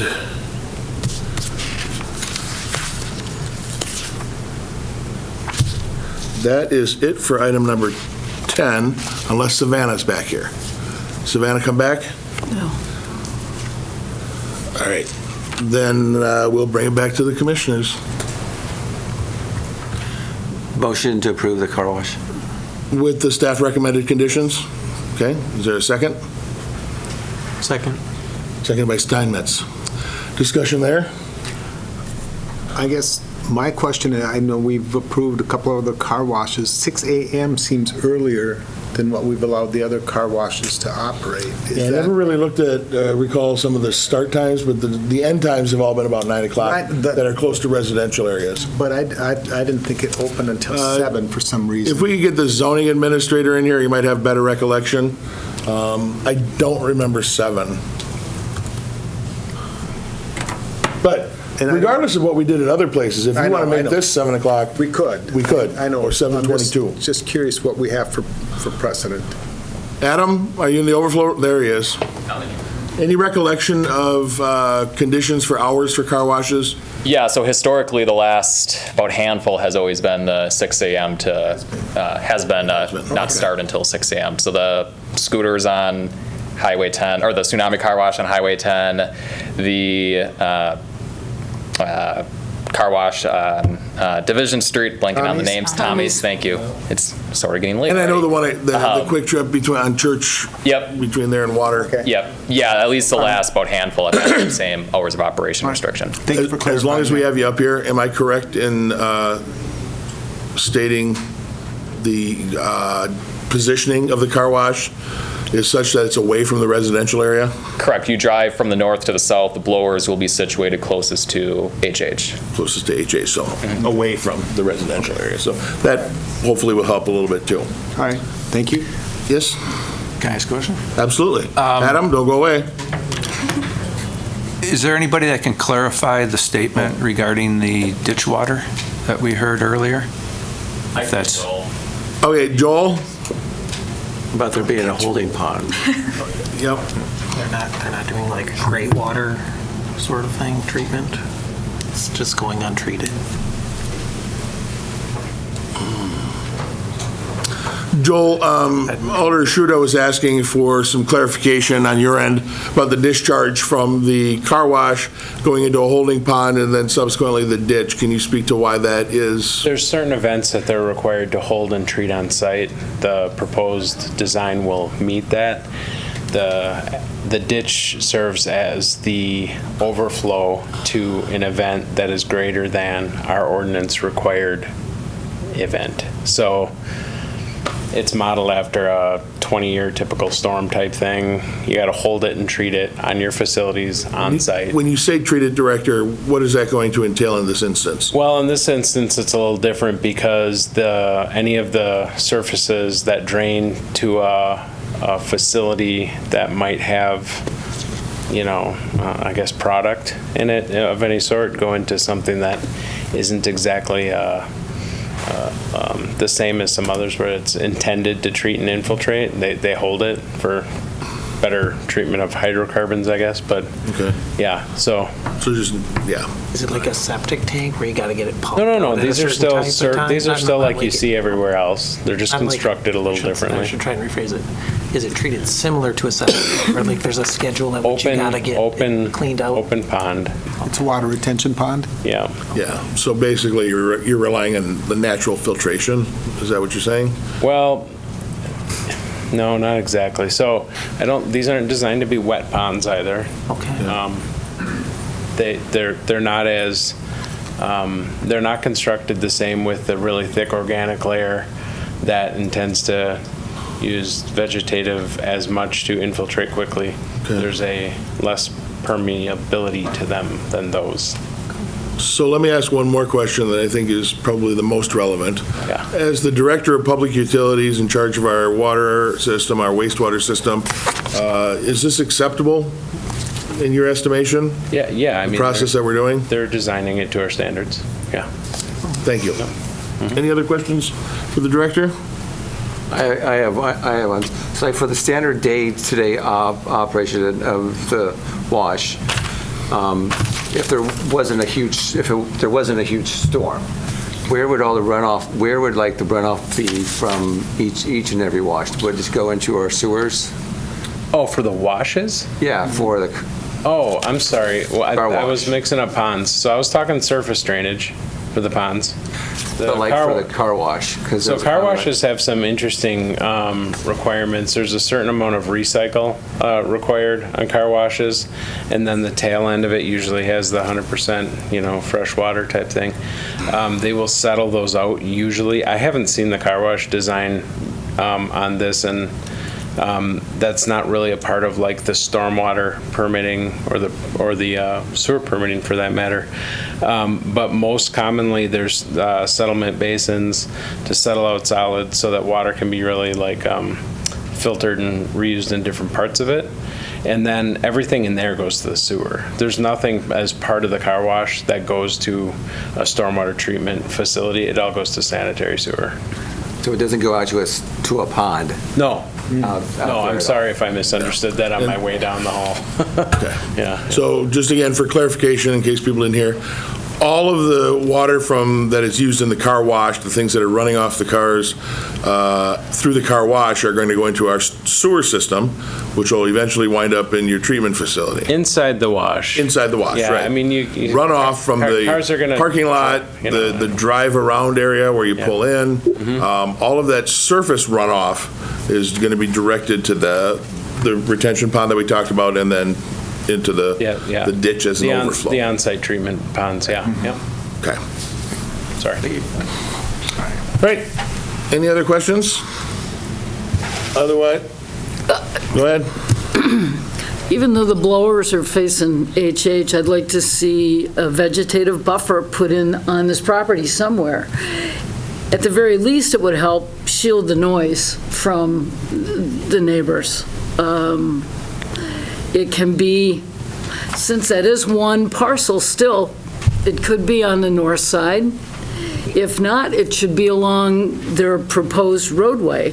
There should be some kind of a buffer, I think, to protect the neighborhood from all the stuff that's going to come off the gas station, the noise, the bad air, whatever.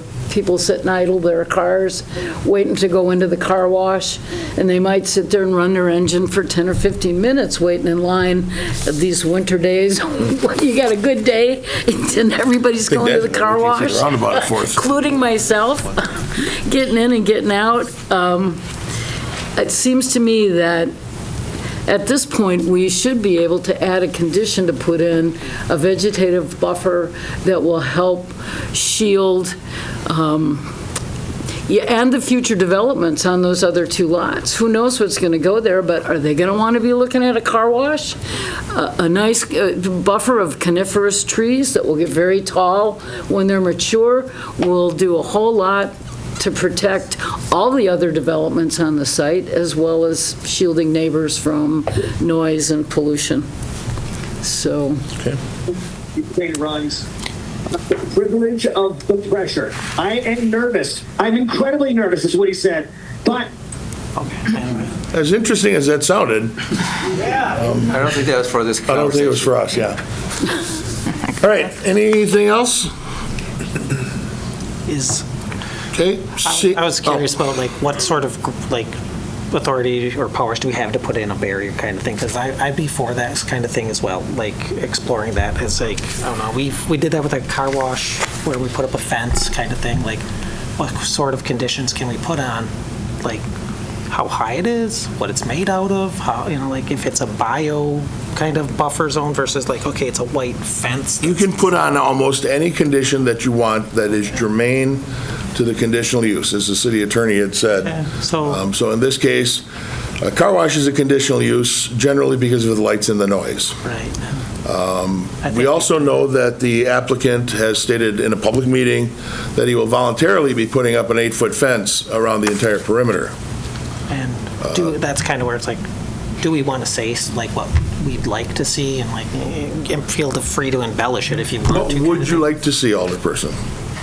I see these like kind of like 7-foot tall white fences that kind of like are, I guess, designed to. They're already going to put a 8-foot cedar fence. I'm like, yeah, like a fence is basically it. And that's where like if there's a height requirement that we want to see kind of thing, I'd be curious to see something like, okay, it's such and such a height. Again, other sort of things that I'm like, maybe I'm not considering, but like, is there materials that we want to see used? Like, you know, that kind of a thing. Like the cedar fence, okay. How big, Administrator? how tall? Yeah, so I guess a few points. One, in order to be in compliance with our fencing ordinance, any fencing close to within the street setback would be required to be set back a minimum of 10 feet, unless it's at or under 3 feet in height, which, given the intention of what you're looking at for fencing, is really not going to cut it, right? Say that if you go with the landscaping route, all what I ask is if you want to see more landscaping, all what I ask is that you have some sort of, I know this sounds maybe a little crummy, but some generalized statement saying that additional landscaping shall be installed subject to the review and approval by me. The only reason I'm stating that is there's situations depending on what type of landscaping is installed, the specific type of species, that's going to dictate how much spacing, how much separation is required for that planting material to actually survive to maturity. Right. We can't really know that until you have a specific list of species be proposed. So there is landscaping already identified on the parcel that was in the landscaping plan in the Plan Commission packet, but if there's more, if you want more, all what I ask is that there's just some generalized conditions saying that, again, additional landscaping subject to my review and approval. That's probably what I'm looking at then is like, okay, if we're gonna put a barrier, like, okay, these would be appropriate like species of trees that we'd like want to see. Then they also like would fit something with like our property. Like I would hope it's a partnership kind of thing in this. So it's like, yeah, arborvitae's is like the idea what you're going with kind of thing. Okay, we want to see it planted at kind of like this kind of density. This is what we're hoping to see long term is like a screen if that's what we're going with. So like, if there's an idea, kind of like we do with our like rain gardens things, we bring forward a plan. We got it here. What I'm seeing is I would like to see I'd say, a little bit more clarity on like what kind of plants we're going to get.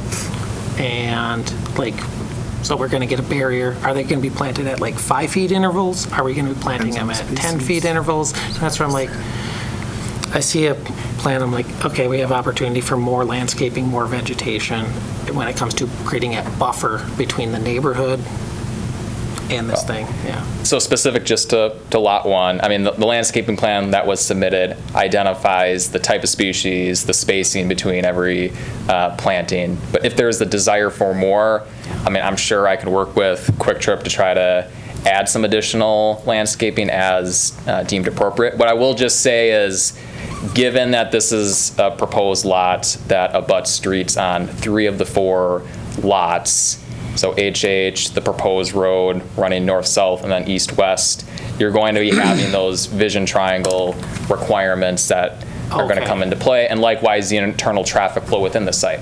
Just saying that to set some expectations, there's going to be, just in terms of the layout of the site, there's going to be some traffic clearance requirements that I'll have to adhere to. I'd like to see us push a little bit more for more vegetation than what I see in the landscaping plan. I'm like, I love how Kwik Trip landscapes a lot of their places. I'm like, you know, I can trust that, like, I don't know, if we gave them a little guidance, I'd end up with something I could like be like, oh, I like that better. Okay. Any other comments? Okay, the motion before you is to approve with the conditions that staff has recommended. If you're in favor, you'll vote yes. If you are opposed, vote no, and the clerk will call that roll. Morrow. Aye. Boozy. Aye. Lang. Aye. Shuda. Aye. Kneebone. No. Steinmetz. Aye. Burr. No. Broderick. Aye. Keemer. Aye. And Christensen. Aye. 8-2? 8-2. 8-2, that is approved. Just like before, the applicant is here, the developer is here. I would encourage you to listen to the neighbors and work as diligently as you can to address some of the concerns that they had in regards to the noise and the sound and the chemicals, those sorts of things. So thank you. Item number 11 is a resolution, a request from Trent Kastenschmidt, representing Kwik Trip for a conditional use to construct an off-premise signage located at the property 3383 Hoover Road, consistent with Chapter 23.02 sub 2 sub A sub 3 sub J. Andrea Olson? And Joe, are you still back there? Yep. Did you want to speak on this one? No. You're good, okay.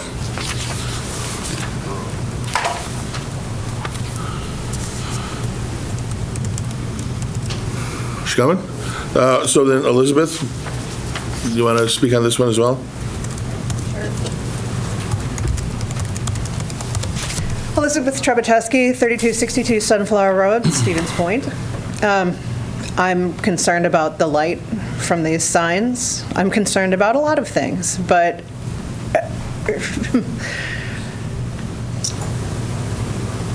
let's keep the light pollution to a minimum at least here, okay? Please. Thank you. Last call for Andrea Olson.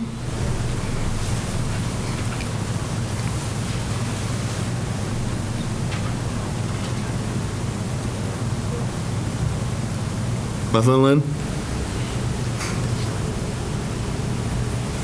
All right, then we're going to move on. She's got a couple of other ones here, so I'm guessing she'll be back. Before you is the conditional use for that off-premise sign. What are your wishes? I would move approval. Thank you. Do we have a second? Second. Seconded by Steinmetz. Discussion there. And Adam, you're back there. We are taking the light pollution into consideration through the entire project, right? And that he acknowledged that for those of you listening at home. All right, seeing and hearing no additional comments. If you're in favor, you'll vote yes. Opposed, vote no, and the clerk will call the roll. Christensen. Aye. Keemer. Aye. Broderick. Aye. Burr. Aye. Steinmetz. Aye. Kneebone. No. Shuda. Aye. Lang. No. Boozy. Aye. And Morrow. Aye. 9-1? No. There were two no votes. 8-2. Levon and Lang voted no. Lang is no. 8-2. 8-2, that is approved. Item number 12 is discussion and possible action on a grant to Partnering Together Portage County or a subsidiary entity for the purchase of 2854 Church Street for the purpose of operating a homeless shelter / resource center. We have a few people wishing to speak on that. I don't know if Andrea's here yet, but Jen Burden? Jen? What was this for? We're talking about the Partnering Together grant. Oh, yeah. For those of you who may not know, the city is working with a group called Partnering Together. The proposal is they would purchase the building. The city would offer them a $150,000 grant to assist with the purchase of that building. The city won't own it. The city won't have any chain of title. And then they, in turn, will operate a warming center out of there 365 days a year, so a warm place for people to sleep. Jen? I volunteer regularly with Laundry Love, which is a little side part of One Big Tent, and I've come to know a lot of our neighbors. I see them briefly, but I like to give them a sense of dignity and well-being. They're human beings, and they all have their stories. So I'm very much in support of this as a place that they can go and be warm and be with each other. I know I had a wonderful chat with a gentleman in the hallway who knows them very well. He brings meals to them on Tuesday nights, and he says he's willing to help figure out how to best serve their needs. And he says it's complicated. They're human beings. They're not perfect, but they're human beings. And so thank you for making this happen. I know it's taken a long time, a lot of planning, so I'm in support, and I thank the city for doing this. Thank you very much. Andrea?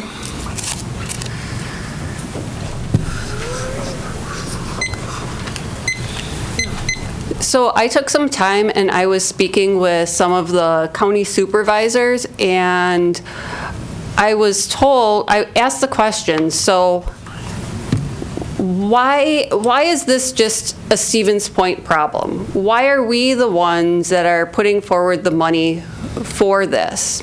Like, I'm all for having a 365 shelter, but this Stevens Point doesn't have to operate in a bubble.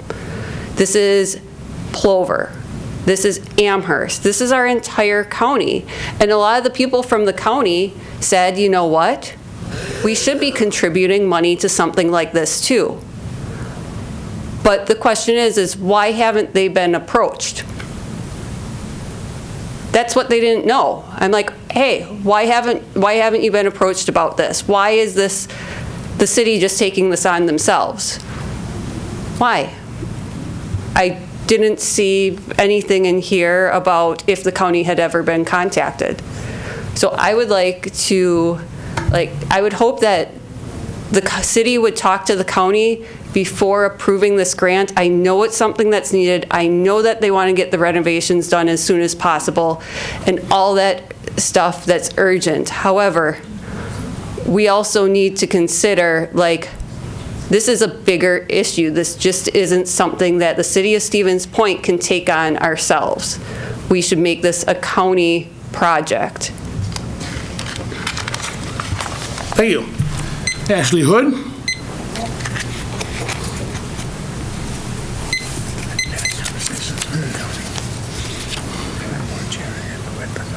Hello, I'm Ashley Hood. I'm the pastor of Frey Memorial Presbyterian Church, where the warming center has been under both entities for a long time.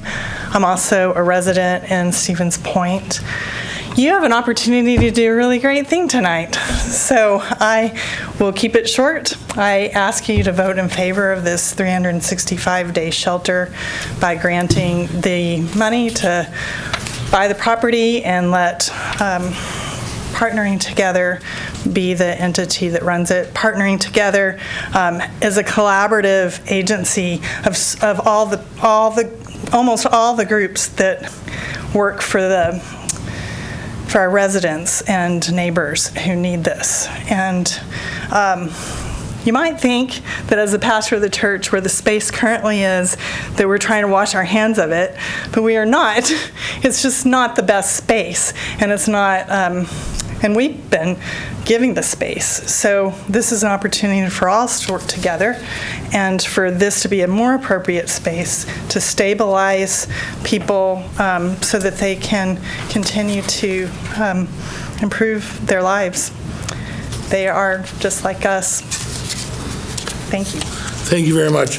And just for clarification too, because it was a valid question, the city's the city's contribution of $150,000 is something that staff felt comfortable contributing for our piece.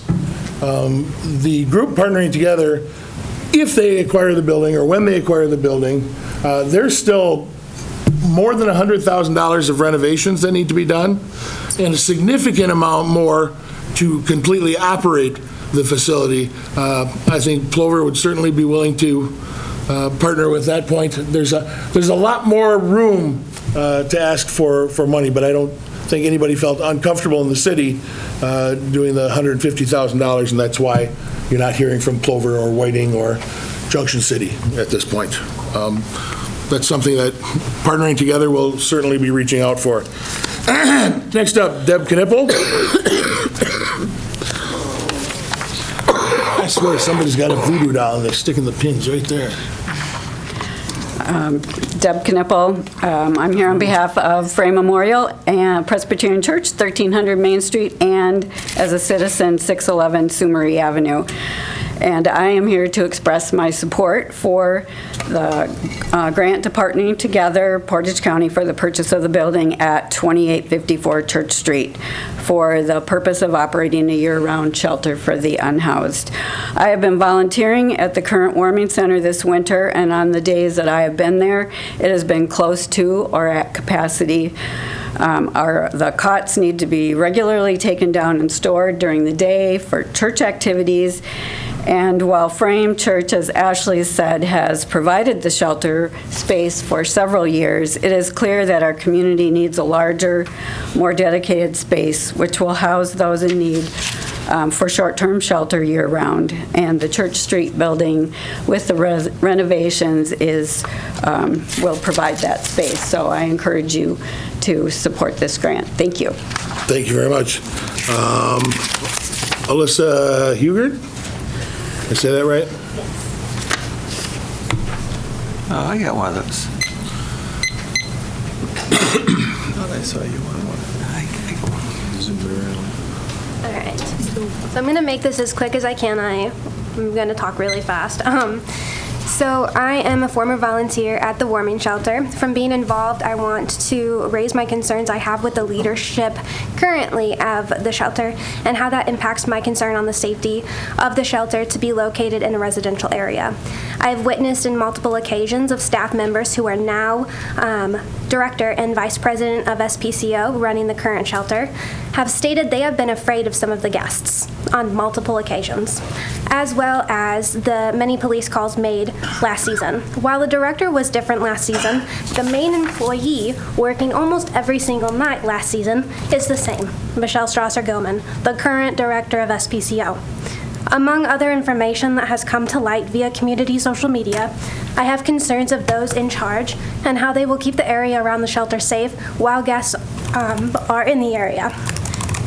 Are the guests to line up at the door for 15 minutes on the property before the shelter opens, as they do now?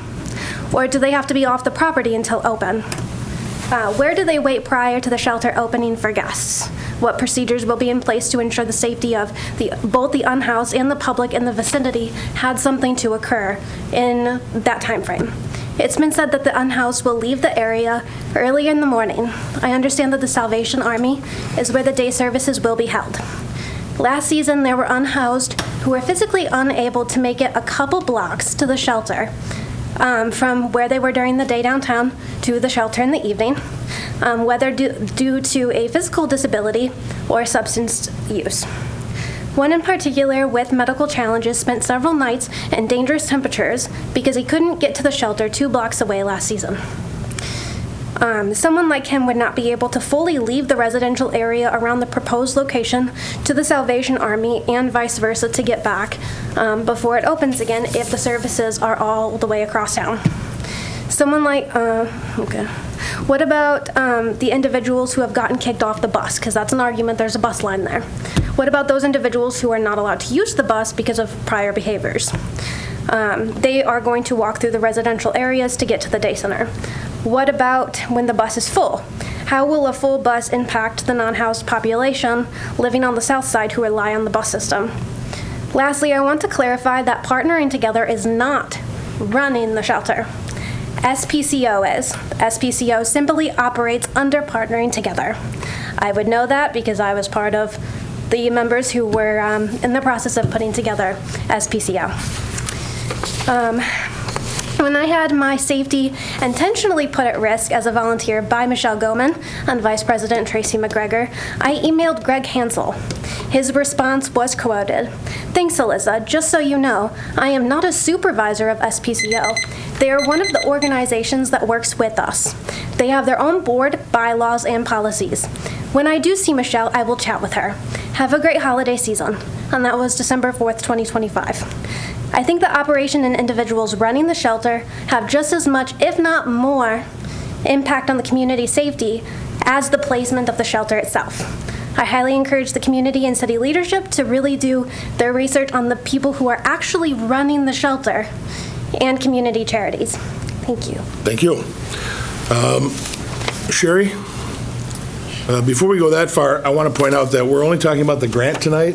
The applicant for the conditional use, whoever that's going to be, Partnering Together or SPCO, that will come at a later date. So the conditions that were discussed or mentioned recently would be part of the conditional use. For use as a warming center, tonight is just about the grant. Thank you. Sorry. That's okay. So I have spoke before, I believe at the last council meeting, as well as the listening session that Dustin Busey had held regarding safety concerns for the use of this property. I understand that that's a little bit different than what's being here tonight, and then we're talking about the actual grant money that's being used. For that, I am speaking in opposition of the grant money as well. So in addition to the safety concerns and the people who are running it, there's transparency issues here. In fact, in recent social media, one of the board members had indicated on social media that Partnering Together has their own strategic plan, their own finances, and their own money. They don't need permission from the city. They don't need permission from the residents to move forward. So they don't need your money. Why should the city, why should the residents, why should the taxpayers have to fund this? They have proven time and time again that they are not willing to work with or cooperate with the city. The city had requested this 24/7. The city had requested additional guidelines and additional staffing for them to be open. And they quite frankly said, we don't have to do that. They're not giving us the money for it.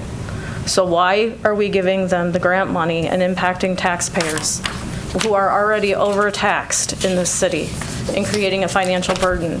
That's not a partnership that I would want.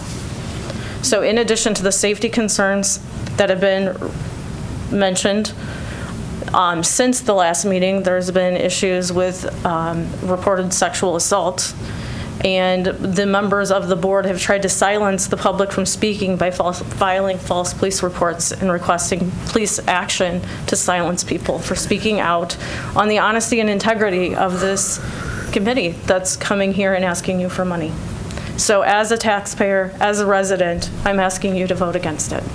Thank you. Danny Mercer?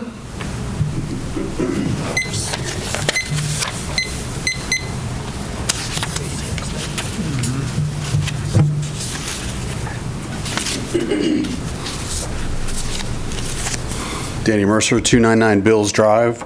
Last year I had the opportunity to volunteer at the warming center a couple of times. I had personal problems with the management at that time. So honestly, when Stevens Point Community Outreach opened their doors this year, I was really hoping for a better organization, and I got it, just to be blunt. Soon after they had started, they asked me to be a part of their board of directors, which I'm now a part of the board of directors, the SPCO, and also recently joined Partnering Together on their board. I'm here obviously to offer my support to the purchase of this building, as well as give a little more information on SPCO. We are incredibly excited about having a 365 shelter. It's going to be an incredible thing for our neighbors and our guests. Since our inception, we've been working every night to help our neighbors have a safe, warm place to sleep at night. Over 100 guests so far. On top of that, our organization is focused internally on training our staff and volunteers in trauma-informed care, situational de-escalation, and fundraising. A lot of fundraising. If you've ever worked with a nonprofit, it's mostly fundraising.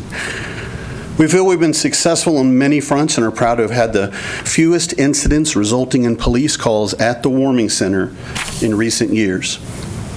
It's been a very positive change. Our organization is built on compassion. Our work, really our passion, is offering shelter to those in need. And while we are eternally grateful to Frame for their kindness in having our own facility where we can honestly set our own rules and choose our own hours, is a dream for all of us at SPCO. SPCO is really, really excited about this, and thank you, Frame. The questions come up previously about where do the guests go when they leave at 6:30. I just want to answer that simply. A lot of times they go find breakfast, just like everyone else. Many of them go look for a job, and several go to the job that they have found, but they haven't yet saved up enough money to afford an apartment or any housing. We all know housing is fairly expensive. It's even more difficult when you're unhoused. So they have a very positive outlook, and they're really, I think, deciding to just grab hold of this second chance that they've been offered. And they're looking to change their situation. Briefly, I want to just also state our mission. SPCO exists for one purpose: to keep human beings alive when temperatures become dangerous. We believe that no one, regardless of their past, deserves to freeze on the streets. Allowing individuals with a wide range of backgrounds, including those who are registered sex offenders, to sleep in our center is not about overlooking harm. It is about recognizing that every person has inherent dignity and a right to basic safety. Thank you. Good timing. Thank you very much. Larry Austin? I think Larry's in the overflow room. Larry Austin.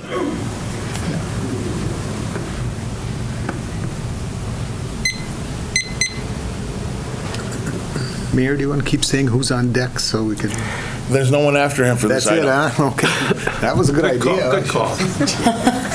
Raleigh Fingers on deck. Larry Austin? Raleigh. Last call. It's possible he left. I mean, it's almost 10 o'clock, so. Why would a pitcher be on deck? DH back there, I guess. Do you want to move on? Yes, yep, he is not in the overflow room, so he must have left. All right. That exhausts the list of speakers, and now we are up for discussion. So we have put together a draft agreement that was included in your packet that covers us, right? Should something fall through with that purchase, we're not going to do anything. We're not giving any one person partnering together, for example, the money. We're not buying it for them. We are giving them a grant at the time of closing that will be used for the purchase of that building. In there, if it ever stops being used as a homeless shelter or resource center, the building will revert back to the city. And as I said, even with ownership, there is, I'm not a contractor, but we went through the contracting of what it would take to add sprinklers and appropriate showers and another restroom facilities and laundry facilities, I believe, are going to be on site. There's a significant amount of money that needs to be invested in that yet. So I think the June 1st date of completion is ambitious, but we are moving forward on that. It should also note that items 12 and 13 are kind of tied together. If you recall back when we introduced the no camping ordinance, we said that we wouldn't seek action on it until we had a 365 shelter. And speaking for the next item, passing that ordinance tonight, it would not take effect until the day the shelter opens. So if it opens June 1st, the camping ordinance would take effect on June 2nd. I should note also that Partnering Together does support the no camping ordinance. And then, yeah, we'll take them one at a time. So what are your wishes on this one? Motion to approve, please. Thank you, Mr. Morrow. Second. Seconded by Burr. Discussion there? I have a question. Sure.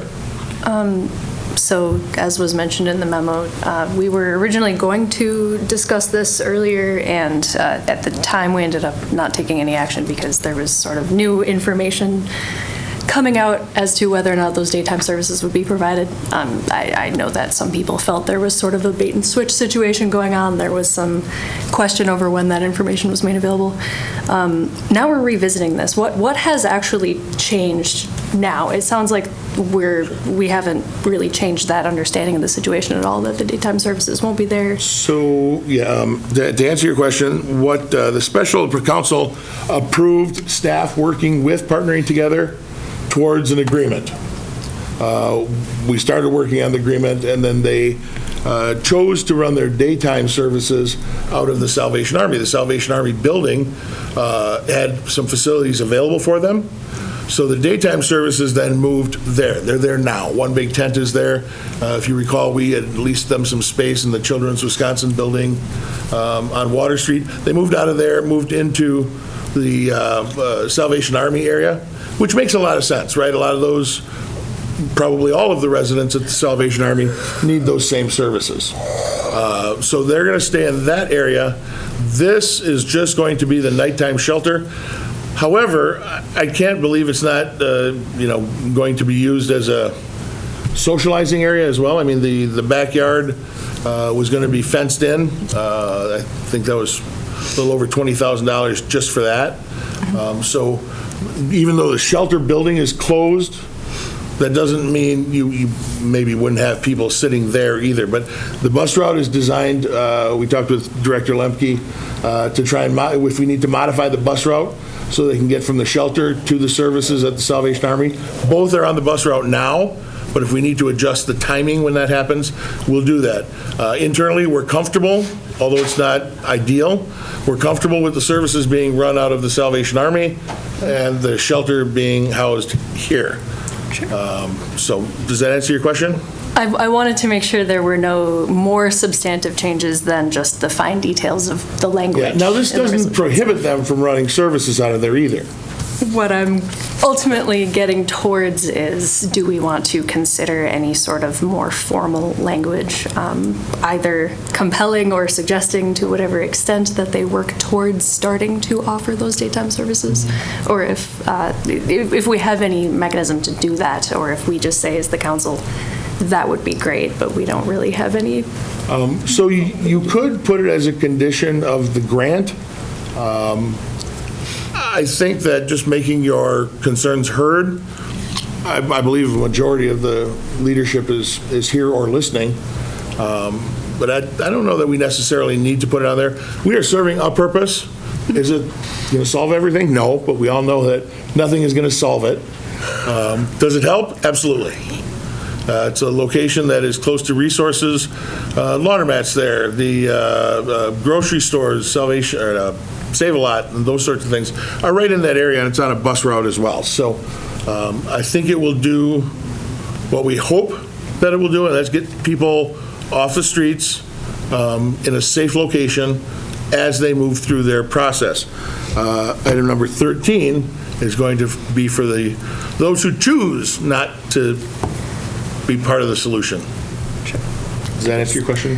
I guess I would just maybe restate as a friendly comment or request and nothing more than that, then, that I do very much hope to see this location start to offer daytime services to the extent that it can. Obviously, that's the main thrust of the concern that we've been hearing, so I hope that that will be honored. Thank you, Alderperson. Maybe with some of those contributions from the county and other municipalities that are to come. We could offer daytime services. Maybe.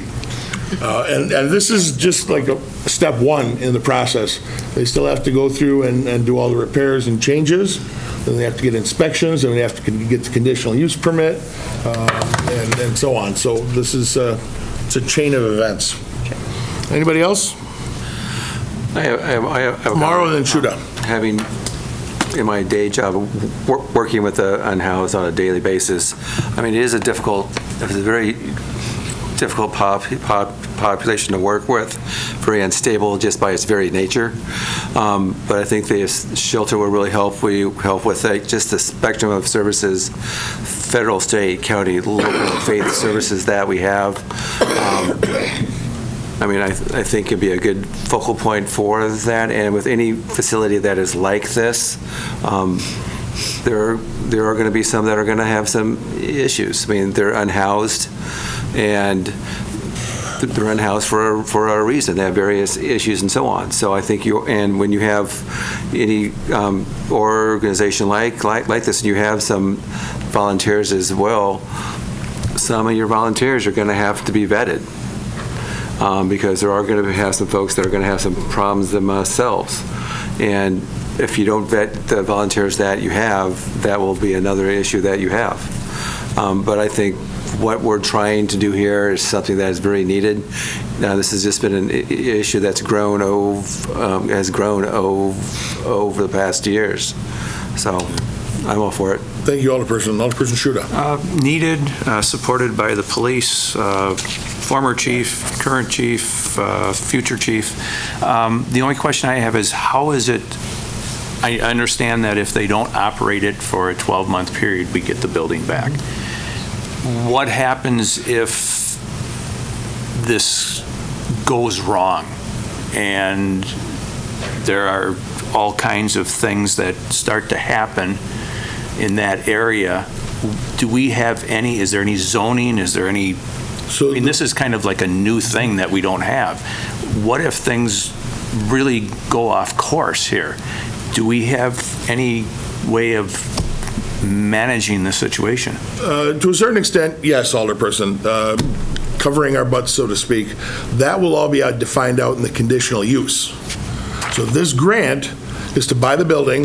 If it stops being used as a shelter or services area, it will come back to the city. I don't know what we'd do with it at that point, find someone else to run it. But the conditional use process would be, I think, our biggest oversight. Okay. So during the conditional use process, and they'll have to do it, we would put conditions on, similar to what the warming center now has at the church, right? You have a limit of 20 people. You have hours of operation here. Your staff needs to be trained, certified, however you want to put it. We actually, Portage County is doing some crisis intervention training. I think all the classes or the spots are filled, but periodically those things come up. So when we have the conditional use, we can put conditions on it to make sure that there's recourse if something bad happens. Okay. Right? Let's say they, I don't know, they start closing at 5 a.m. and create a problem. That's the condition is you stay open, and you're not doing that, so you must cease operation. And if they cease operation for a year, right, then of course the building reverts back to the city. So I really feel that we've done a pretty decent job of making sure that the taxpayer investment in this solution is covered. I agree. I just wanted to make sure, you know, if things do go awry. You brought up a very good point I forgot to mention. All of the alderpersons know, maybe not everybody at home. Former chief, police chief Bob Cuso is supportive of both this item and the next one. Current interim chief Dana Williams is supportive of this item and the next one. And incoming chief Ed Organ, who takes office here on the 23rd of February, he's been briefed on it. We met and talked about it. He's in favor of this and the next item as well. So as Dean said, former, current, and future police chiefs are supportive of this. Anything else? Yes, sir. Just as the alder for the district that this will be going in, I want to say that I voice my support for this. Is it perfect? Is it going to fix the issue? Absolutely not. I think it's a step in the right direction. I believe in speaking with Partnering Together and speaking with the other community groups that are currently working on a solution for this. We have good people in place, and for the direction this is going, what you can count on is the people that are in place of making solutions like this work. From my perspective, it's really a community-first approach. We're not isolated in having this be an issue within our community. I see the burden and the social safety net falling more towards the individual. Is this going away? Absolutely not. So we have to put in solutions that may not be perfect, but can account and attribute to what we can do at this time. I think there's been some conversation about, is this an all-encompassing type of building or solution? We've heard that it's not. We have other facilities that these folks use, and they will continue to operate. Can we get this to be a more all-encompassing solution? I think we have and continue to have conversations and put together, a package of things that we would want to see these community groups work towards if that is in our best interest. But as a solution for what we can do right now, I'm fully supportive of this, and I think the groups involved have been great in their conversations they've had with folks in the district, with myself, with city staff. So I really appreciate what the staff and the mayor have put forward, and I look forward to passing this tonight. Thank you very much. Any other comments? Yes. One other thing that might be on people's radar is that this new facility would offer a wider variety of services. Frame is a church that I went to growing up, so I can speak to the fact that there aren't showers there or things like that. So I think having those sorts of opportunities available to this demographic will help us make meaningful inroads with them, and hopefully they can achieve better outcomes. Thank you. Was there someone else down here? No? Okay. Alder Kneebone. Yeah, I just make a point about, somebody mentioned veterans as part of the homeless population. As a veteran myself, I understand some of the issues that veterans face. The suicide rate for veterans is about 18 a day. And if this will help a vet get their life back together and turn themselves around, it's a good investment. Thank you. Anyone else? Okay, we have a motion and a second to approve the agreement for the $150,000 grant. If you're in favor of that, you'll vote yes. If you're opposed, vote no, and the clerk will call the roll. Morrow? Aye. Boozy? Aye. Lang? Aye. Shuda? Aye. Kneebone? Aye. Steinmetz? Aye. Burr? Aye. Bradley? Aye. Keemer? Aye. And Christensen? Aye. And was that unanimous? Yep. Unanimous consent, that is approved. Item number 13 is an ordinance amendment, creation of 8.21, camping on city property prohibited, and the creation of portion of subsection 24.27 Exhibit A for the schedule of cash deposits. I should note that we found a typo.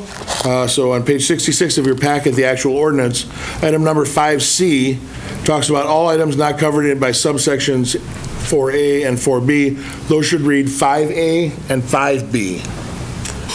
Just a typographical error. And again, this would not take effect until the day the shelter opens. Sorry, Logan, go ahead. Similar note, the approved and published dates at the end are old, because this is from when I first drafted this in May of last year. Oh.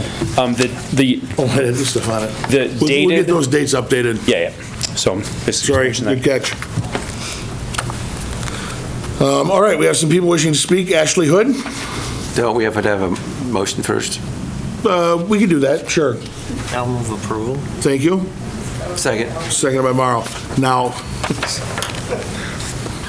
it's a weird thing, because Robert's rule said you should have a motion before you do any discussion. I would submit that you don't know what you want to do until you have the discussion. But either is appropriate. So Ashley, you have the floor. Thank you so much. Once again, Ashley Hood, resident of Stevens Point, pastor of Frame Memorial Presbyterian Church. I would ask that you be cautious about approving this tonight. I'd like to see the 365-day shelter get into operation. We all know that it takes a while for best practices to be established when something's new for the community, whether it be the persons who are unhoused or the rest of the community, volunteers and staff, to know how it's going to function.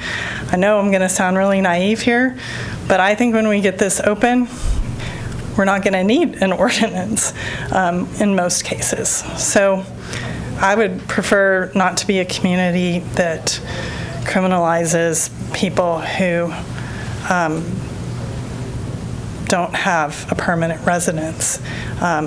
There's just a variety of reasons why somebody would fit the criteria that are written about in this ordinance.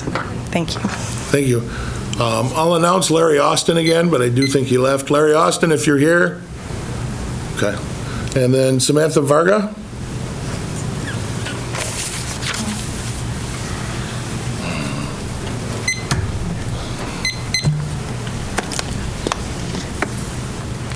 Hello, I'm Samantha Varga. I'm here tonight on behalf of Foundations Health and Wholeness. They are a nonprofit that I work for. I'm a youth system navigator working to end youth homelessness in our community and in Wisconsin, and on the broader spectrum, homeless in general. We are a subgrantee of the Wisconsin Balance of State Continuum of Care, which is a nonprofit that provides leadership to homeless coalitions in 69 counties throughout Wisconsin and one tribal nation. The Balance of State is made up of 22 local homeless coalitions of individuals and agencies with the aim of ending homelessness in Wisconsin. What we know from studies that have looked into other communities that have put encampment bans, camping, and other policies in place criminalizing homelessness is that they do not end homelessness. They do not get people off of the streets. They do not decrease the number of homelessness individuals in the community. In fact, they create more barriers to those unhoused trying to seek housing and other services. Right now in Wisconsin, minimum wage is at $7.25. For an individual to be able to afford a modest one-bedroom rental at fair market value, which is currently $984 a month, they would need to work 104 hours a week. There are only 168 hours in a week. Putting someone in a position who might not be able to access shelter and other means, even a homeless shelter,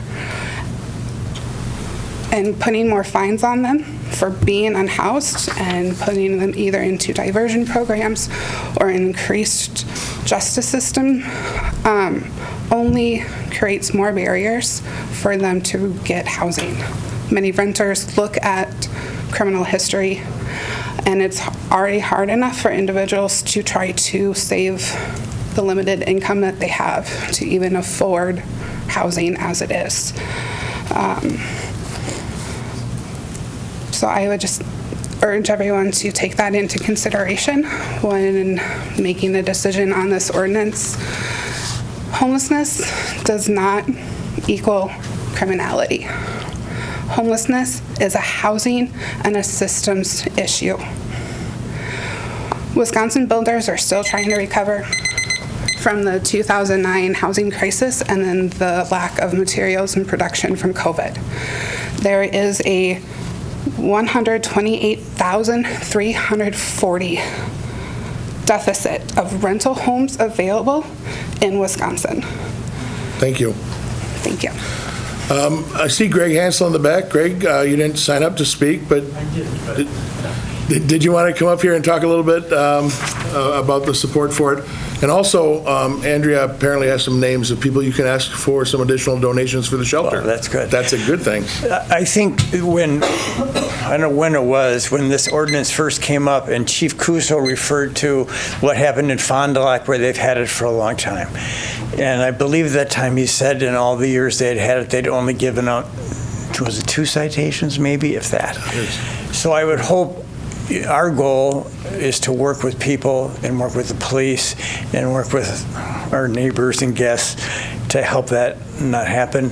I think things have to be clarified in this because we don't, it's not, wherever if the ordinance goes into effect, where that takes place in location, I don't know, but we'll certainly work with the police on that, and I'm trusting the police will be gentle on this too. Thank you very much.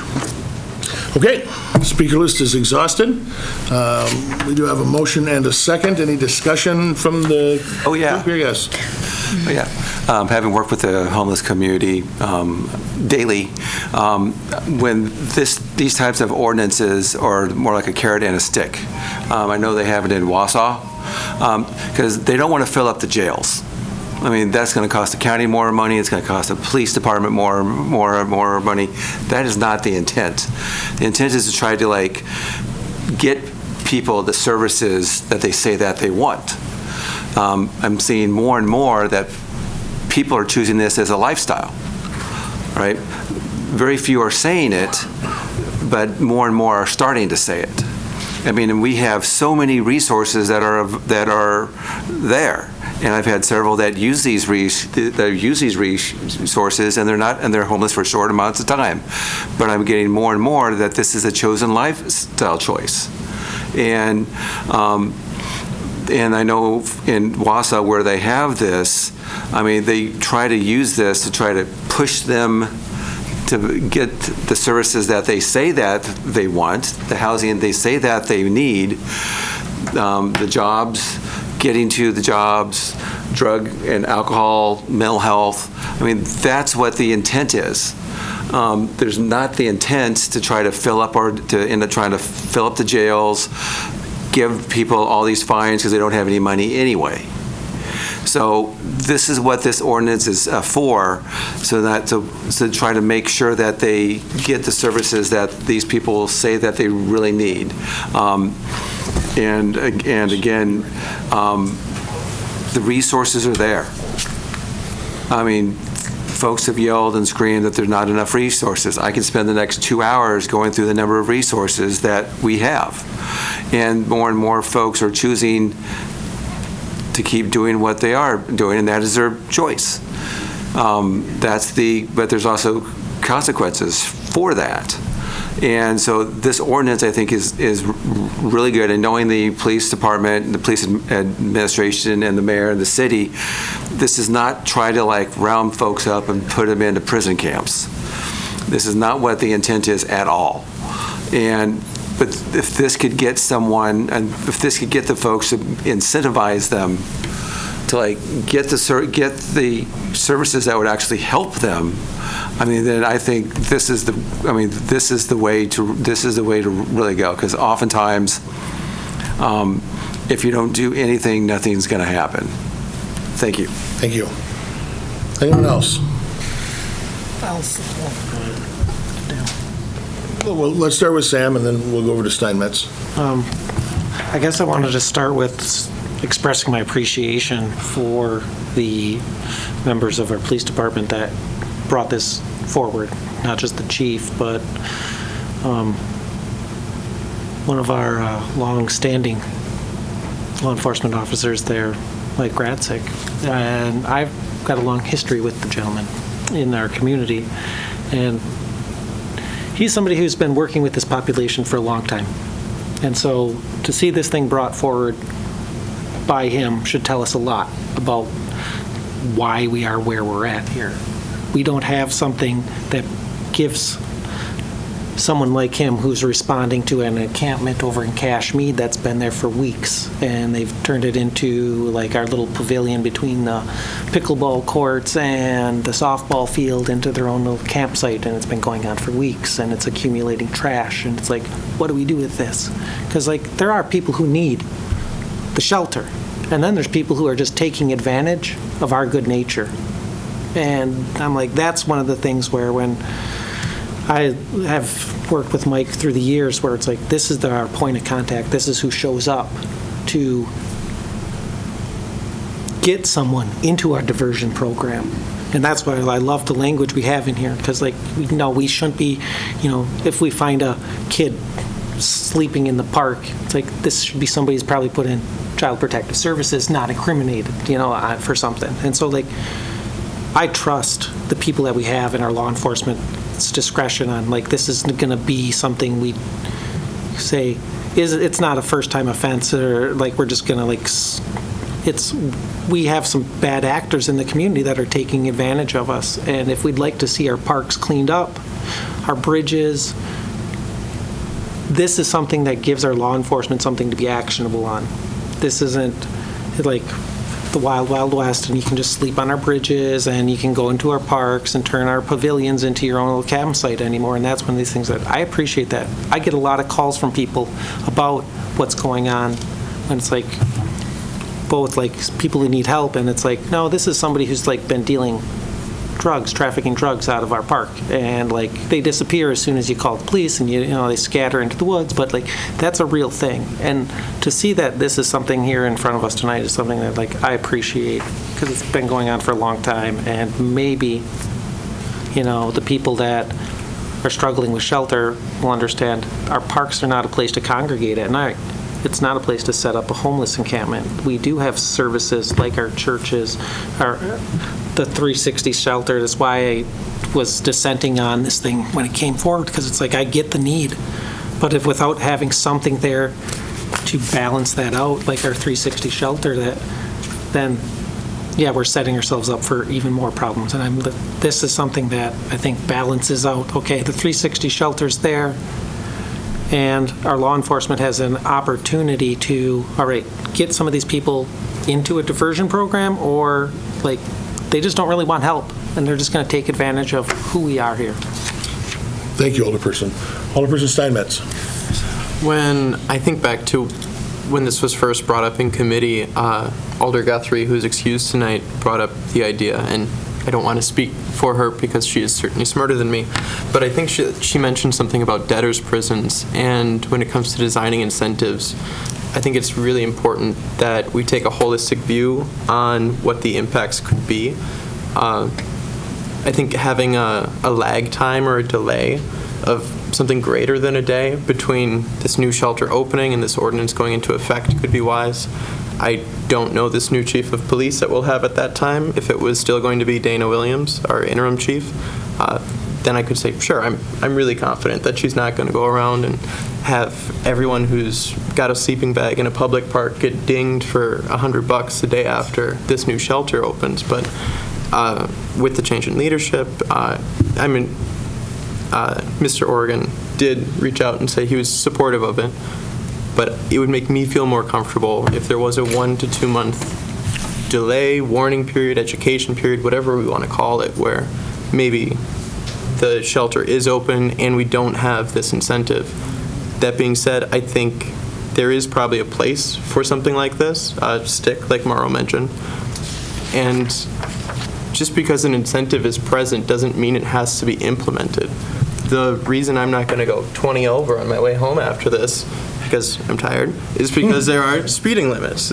I don't have to get a speeding ticket to follow those rules. You don't have to get this $100 fine not to camp. But I do want to see 1 to 2 months lag.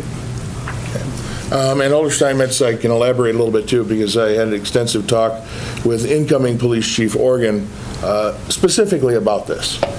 His philosophy is the same as what we've had with Interim Chief Williams and former Chief Bob Cuso. This is not meant to be a crack the whip, we're going to bust you and load you up with citations. He said they had something similar in where he is now, and it wasn't so much the citation as the possibility of getting a citation that was the motivator. Mm-hmm. Knowing that you could potentially get a citation was enough to get people to use the services or move along. So I can tell you that his intentions from my discussion with him are the same as we would with any community. This isn't meant to be a stick that we're going to throw at people all the time. This is meant as a deterrent.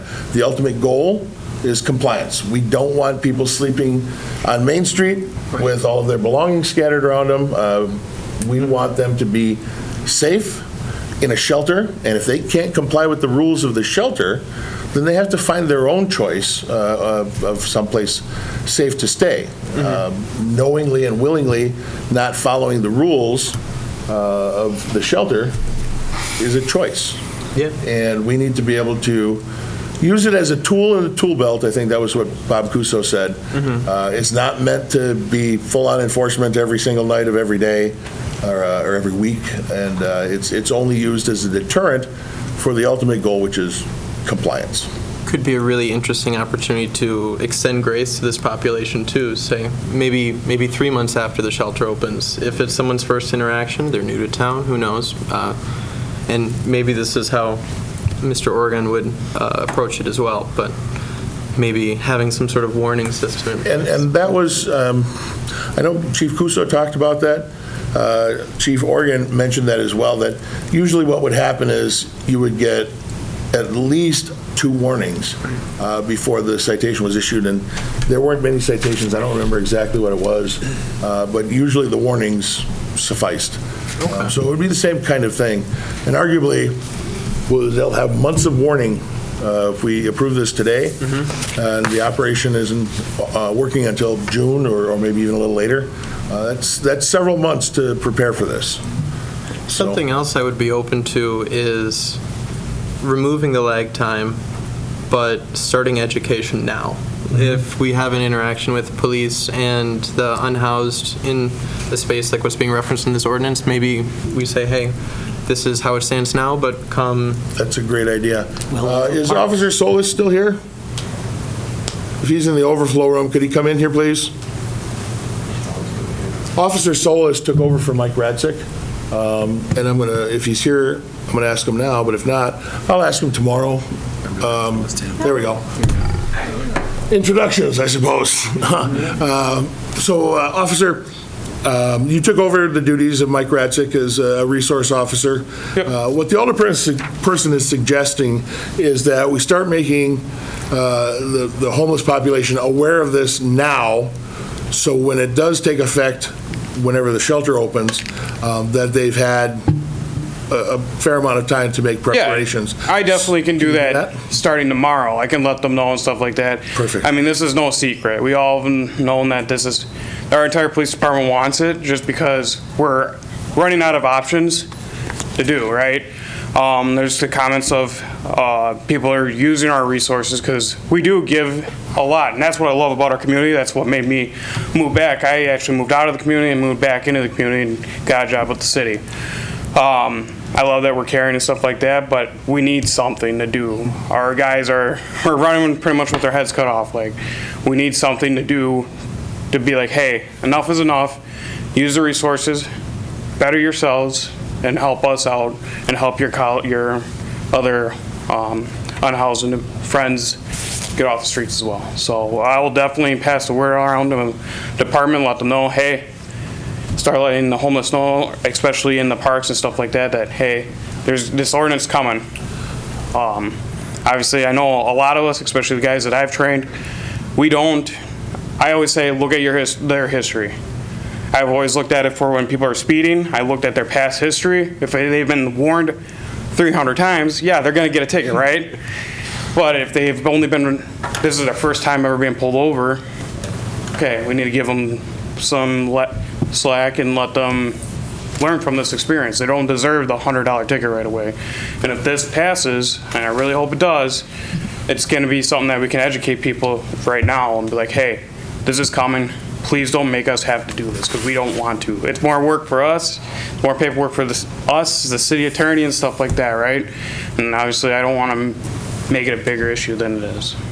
And Jaden, I should note too that the trifold pamphlet of resources that Chief Cuso had originally put together, Bethany updated it, and it now has Chief Organ's name on it. So you can, we've got some printed in our office. You can use those as your hand, that one right there.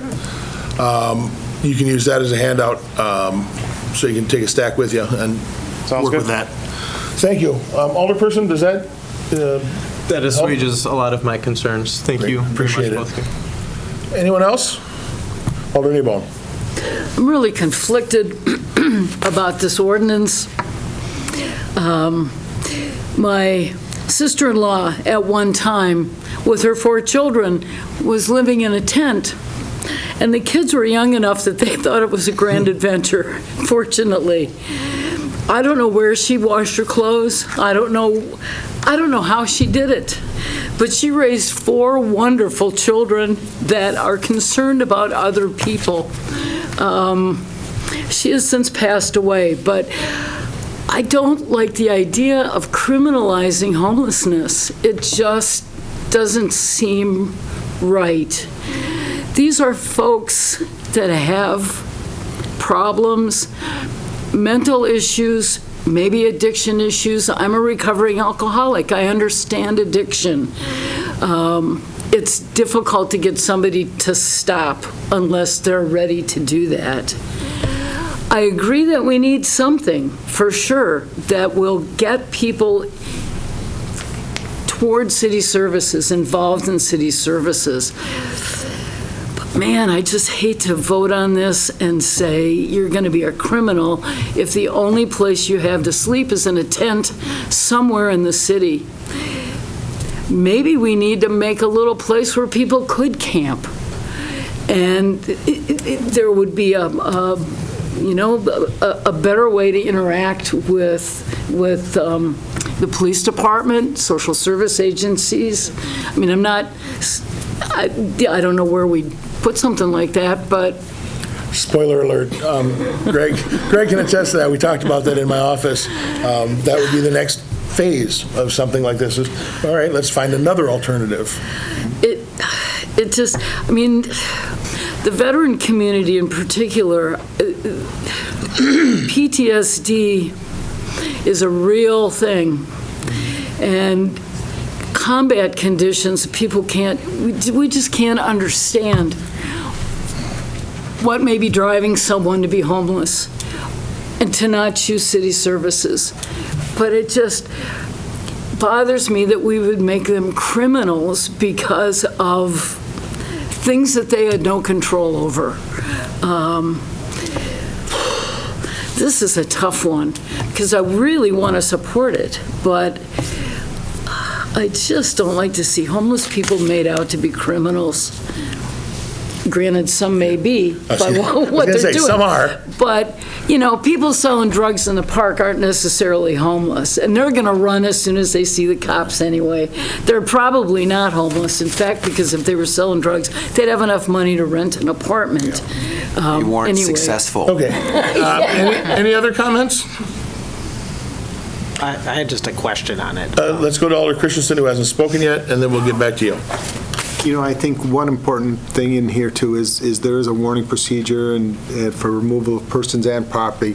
They have 48 hours. It's nothing that's going to happen. They're not going to kick them out. They get a notice, and then they can be made aware of the resources that they do have available, and so there is that grace period in there.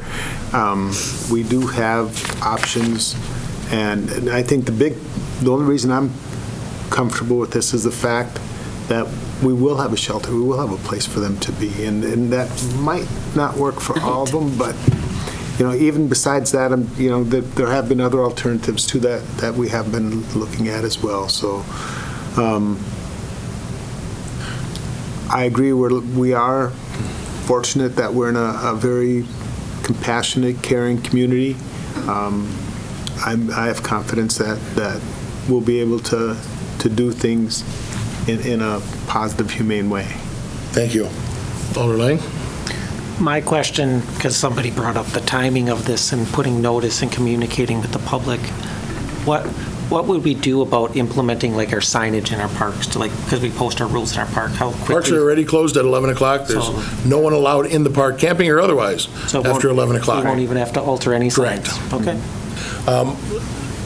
And we're good? I just want to point out that you've heard the phrase criminalizing homelessness. Don't feel that this is criminalizing homelessness. Homelessness in and of itself is not the issue we're dealing with here. There are resources, pages of resources available for those who choose to use it. But like any other group, you're going to have some bad apples. And what do you do there? Look at the marijuana ordinance. We decriminalized that. It's still a fine, but it's first offense. Second offense, it goes back, it reverts back.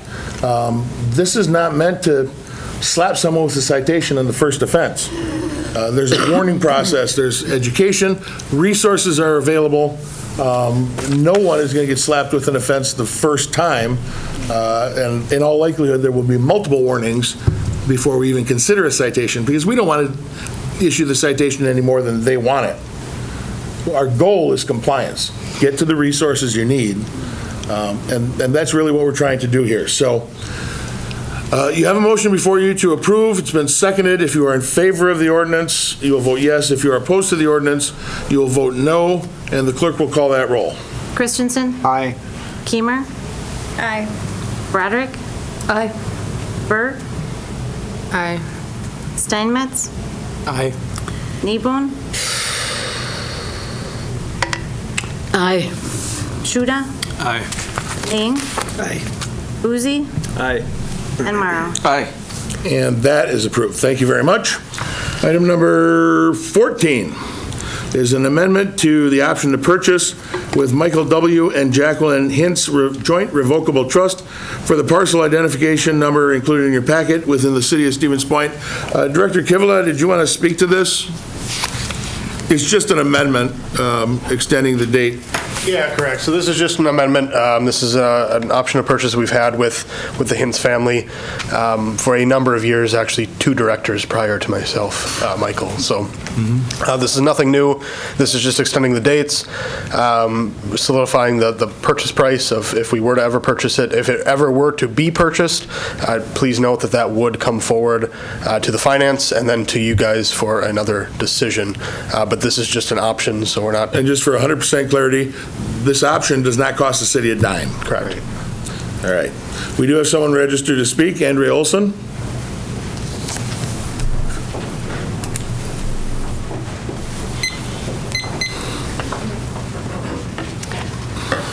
Andrea Olson, 410 Franklin Street.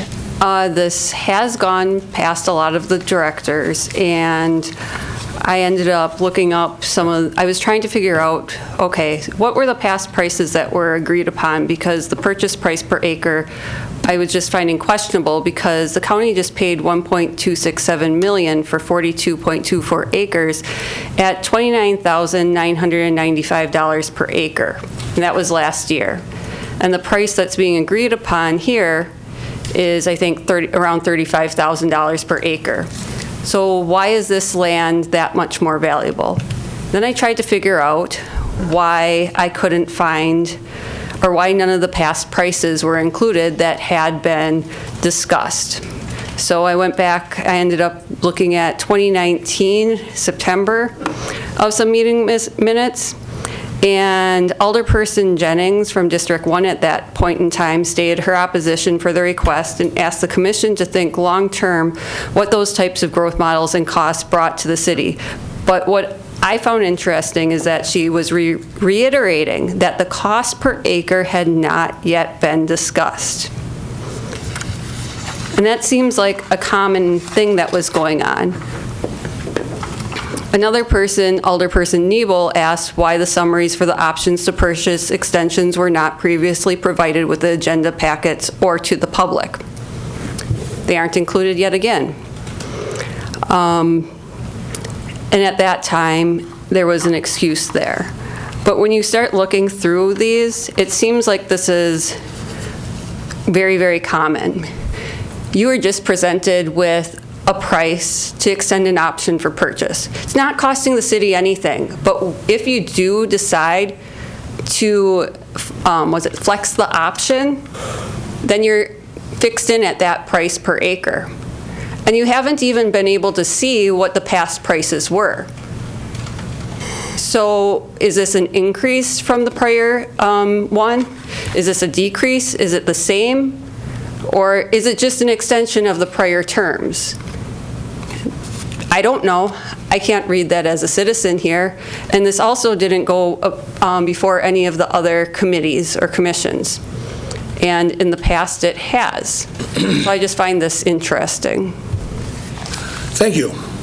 Should be noted that the council has approved every single purchase, and knowingly with all of the prices. So nobody was withholding prices from any member of council ever. It should also be noted that she said she went back to 2018. Can go back a little further than that. Most of these negotiations came through with the Halverson administration, which was 2 mayors ago. And they secured those options to purchase. 35,000 is in the ballpark. I think it's high too, but 35,000 is the ballpark for everything else that we've taken down.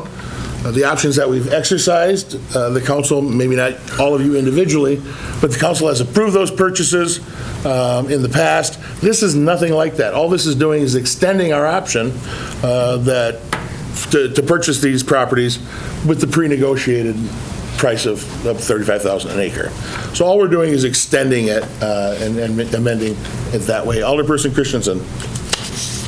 When I look at the amendment summary, it says it clarifies the purchase price language by establishing a price per acre of $38,245. Is it 38? And each, sorry, I misspoke on the parcels.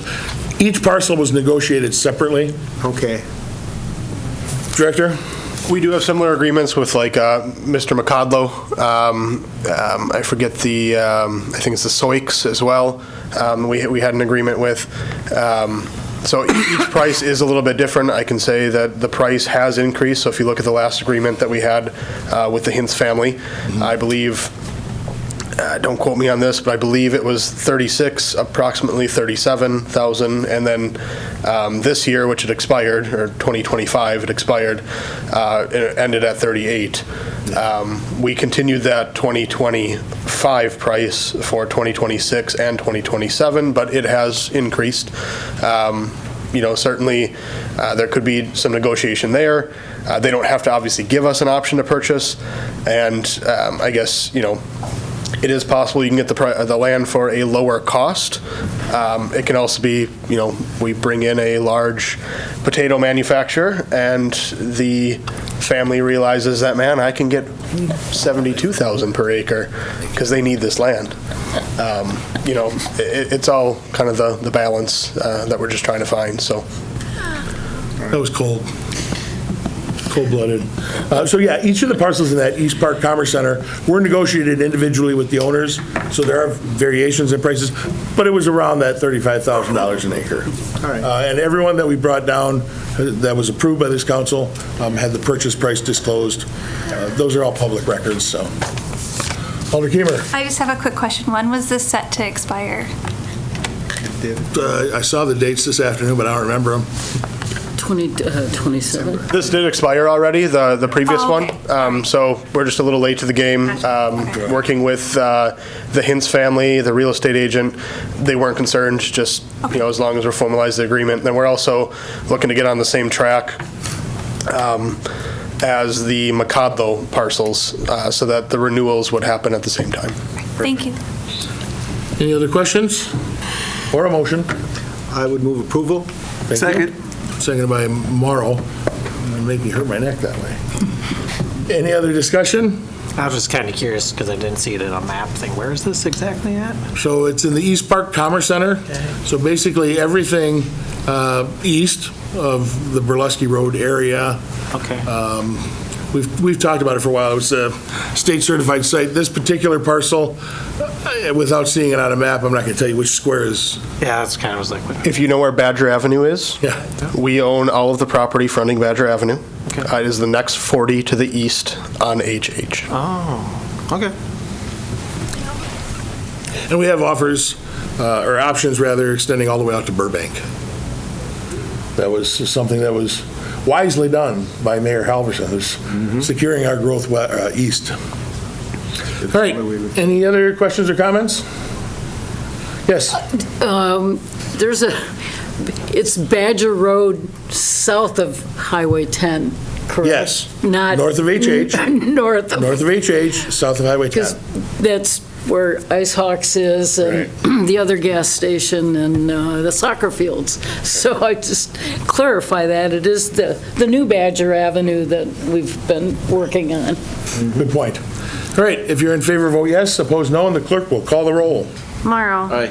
Boozy. Aye. Lang. Aye. Shuda. Aye. Kneebone. Aye.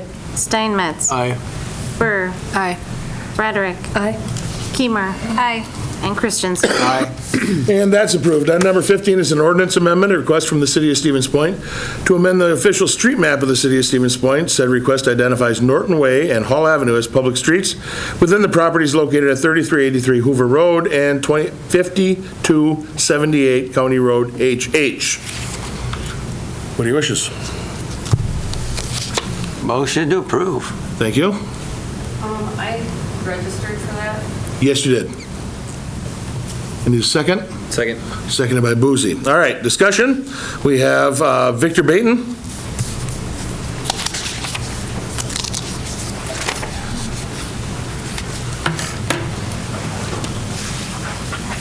So many of you councilmen may know that this was a homestead property initially owned by the Norton family, subsequently the Hall family when the Hall married in.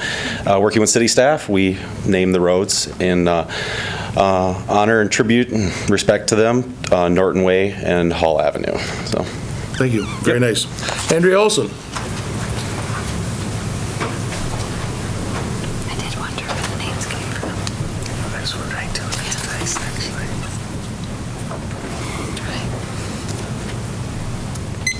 Andrea Olson, I have one question. Is this, the locations of this street solidified? Like at the 850 square feet from the other intersection? Because I was trying to figure out based on what was included in this packet and the prior one, if that was part of that. This is plotted out already. This is plotted out already, okay. So with that, if you've plotted this out, I do understand that it has to be approved also by Portage County Highway Department, but the study has already been, the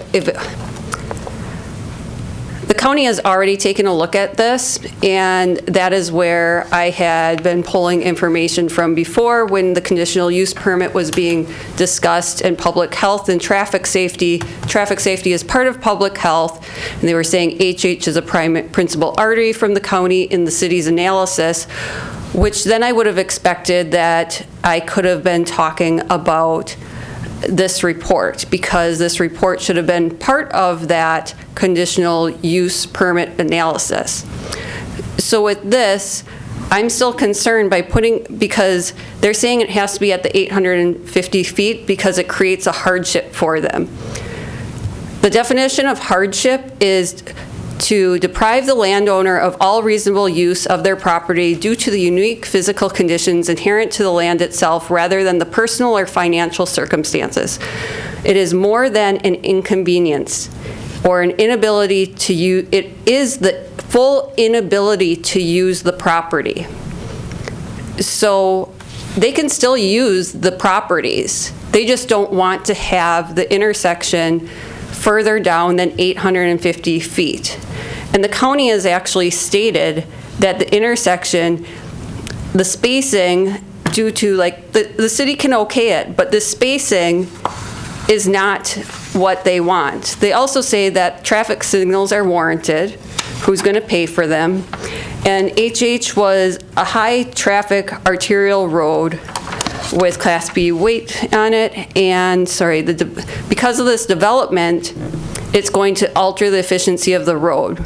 And that's where they were talking about the jurisdictional transfer, because the functional use will change from a county to an urban city street. if it was moved to that 950,000 or 950 or 1,000 feet, which would be preferred, maybe the county would consider not that jurisdictional transfer. But it will be an argument for the future. But this is going to impact everything from here on out if the location of this road occurs where it is. And you should have been able to look at that study prior to ever having to make this decision. Thank you. All right, that exhausts the speaker list for this item. We have a motion to approve. It's been seconded. If you're in favor, vote yes. Opposed, no. You have a question? I have a comment. Okay. I don't want my tax dollars to go to pay for this road that feeds two private businesses. This is internal on their property. It's either going to create a cut-through for people who don't want to go to the light at HH and Hoover, or they're going to go to the business. Why are we going to take a road that we're going to have to maintain and sweep and fill potholes and stripe and make sure that that thing in 20 or 30 or 40 years gets totally reconstructed? Do we really want to take that on to feed two private businesses? I don't think so. I think this is a bad idea. Let them have the road, but just don't take it. I don't want the city to take it. We don't need that expense. It's hard enough to take care of the roads we have, much less grab another one. And we do have private roads in the city. There's 6, and I think the development over by Hoover, where they're doing some townhomes, that road is going to be a private road as well. So it seems to me... Isn't that the Starling Drive? It could be, yeah. That's what it was. With an invasive species bird, yeah. So it seems to me, let them build a road wherever they want to on the property, but we don't need to take possession of it in the end, because then all the maintenance, all of that falls on the city and on the taxpayers to benefit two businesses. Thank you. Alder Steinmetz. The maintenance costs of this road certainly will fall on the city, but the installation costs aren't falling on the city. The tax revenues that are coming from this area, why don't we want to support this and set this parcel up to be as successful as possible? The idea of trying to keep throwing sticks in the spoke of this wheel or trying to shut it down, it's over the road, it doesn't make sense to me. Thank you. I should point out, too, that this isn't without precedent. In District 7, what used to be the Store gas station, I think it's now called Fuel On, is the only business on Kerry Frost Drive and Vetter Drive that the city took control of, took dedication of at that point. And arguably Badger Avenue was built to serve no businesses. Because there's nothing there yet. Mm-hmm. The goal is, of course, creating the infrastructure, and I think we heard from the WEDC how important that was in trying to lure businesses and developers to the area, having that infrastructure in place, not just approved, but in place, which was a little shocking to me, too. So I certainly can understand what Alderperson Nebo is saying. We don't have the ability to make our roads perfect right now. We never will. And we won't. We will stop having potholes as soon as we cure homelessness. It's going to be with us forever. So anyway, that's the thought. Alder Kiemer. I know it's late, but I wonder if Administrator Kuhn might just kind of differentiate what the Highway Commission authorities purview is versus ours, because it seems like they have jurisdiction over some things that perhaps we do not, and Yeah, so there were some comments made earlier about defining what a hardship is or the minimum separation for any two intersections. That's not under the purview of the council. That's up to the Portage County Highway Department to consider that variance request from their subdivision ordinance. And that's why two conditions placed on this official street map amendment that were approved by the Plan Commission were, one, that the legal description of the platted right-of-way would be identical to what's shown in the preliminary CSM, and then number two, that the County Highway Department signs off on the access point. If they don't, then obviously this official street map amendment becomes null and void. Okay, thank you. Anyone else? If I could. Oh, sure. Alder Kneebone, I want to apologize to you. I found myself getting a little curt with you earlier. That's not how I usually speak. The whole, I just don't get it, and throwing spokes in the wheel. I think it's just because it's late, so I apologize. I respect you. Just want to throw that out there. Thank you. It's okay to have different opinions. That's true. That's You've always been so kind. Thank you for So saying disagree that. without being disagreeable. Deal with that a lot. It's all good. We're all good. All right, so no one else wishing to speak? Somebody does. I heard the phone. I will call the question. If you're in favor, vote yes. If you're opposed, vote no, and the clerk will call that roll. Christensen? Aye. Keemer? Aye. Broderick? Aye. Burr? No. Steinmetz? Aye. Kneebone? No? Shuda? No. Lang? No. Boozy? Aye. And Morrow. Aye. 6-4. 6-4, that passes. Item number 15 is a resolution, acceptance of the dedicated land for right-of-way purposes at Norton Way and Hall Avenue with the properties located at 3383 Hoover Road and 5278 County Road H. Move approval. Thank you. Is there a second? Second. Seconded by Morrow. Discussion, we have two people wishing to speak. Andrea Olson.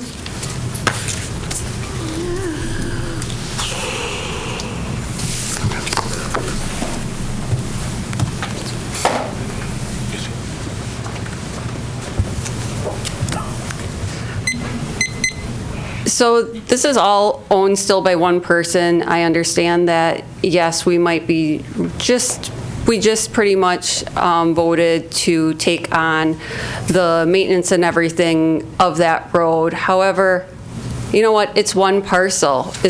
Couldn't it be used as an incentive? Like, we're not gonna do this part of it until the whole thing is developed. Wouldn't that help or push somebody to maybe offer better pricing for the lots? I know this is only the right-of-way stuff now, but let's just not take over that too. Let's use it as an incentive. We'll take over that after you have the whole thing developed. Thank you. Victor Baton. All right, nothing there. I do not encourage blackmail. What? I said I do not encourage blackmail. Who's going to blackmail who? Holding a sword over someone to get compliance. Alderpersons, comments or thoughts on this right-of-way dedication? Same thing? Yeah, it's just, I don't think we need to take on this road. I just don't. I don't want my tax dollars used to support a private development like this. So we're on the hook to take care of that road forever. And it's going to be expensive, and it will only get more expensive. So staff time to sweep, staff time to plow, staff time to stripe, staff time to fill potholes, all of that. It all falls on us and on our taxpayers. I just don't think it's right. Alder Christensen.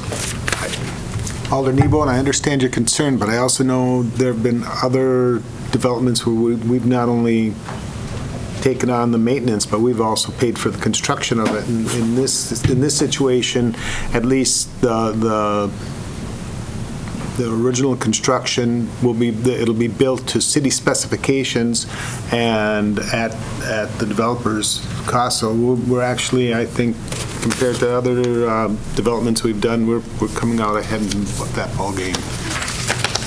Well, that gives me a lot of confidence that it's built to city specifications. Goodness sakes. All right. We're going to have to fix it. Any other comments? Hearing none, clerk, please call the roll. Morrow? Aye. Boozy? Right. Lang? Anyway. Shuda? No. Kneebone? No. Steinmetz? Aye. Burr? No. Broderick? Aye. Keemer? Aye. And Christensen? Aye. 6-4. 6-4, that is approved. Item number 17. I don't know if they're still here. A request from William Schierl representing R.A. Cook and Aldenburg Cooperative for a conditional use permit to operate a cocktail lounge on the property located at 2041 Madison Street, consistent with Chapter 23.02, Sub 2, Sub B, Sub 3, Sub F. Move to approve. Thank you. I'll second. Seconded by Keemer. Discussion? I think it's going to be quite an impressive project.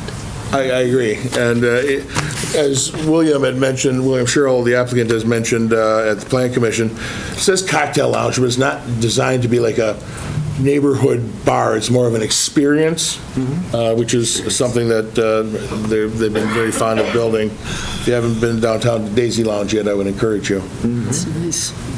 All right. Any comments from the audience? No one signed up to speak, so we are okay there.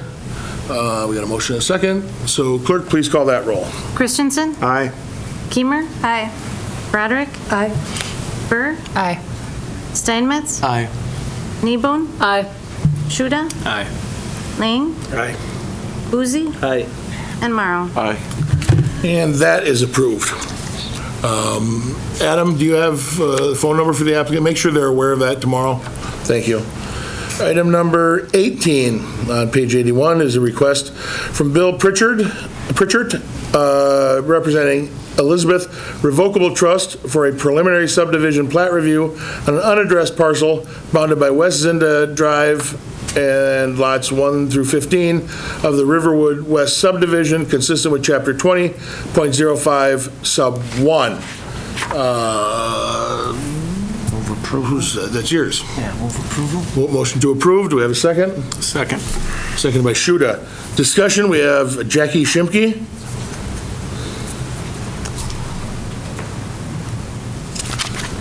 Katie Shimke on deck.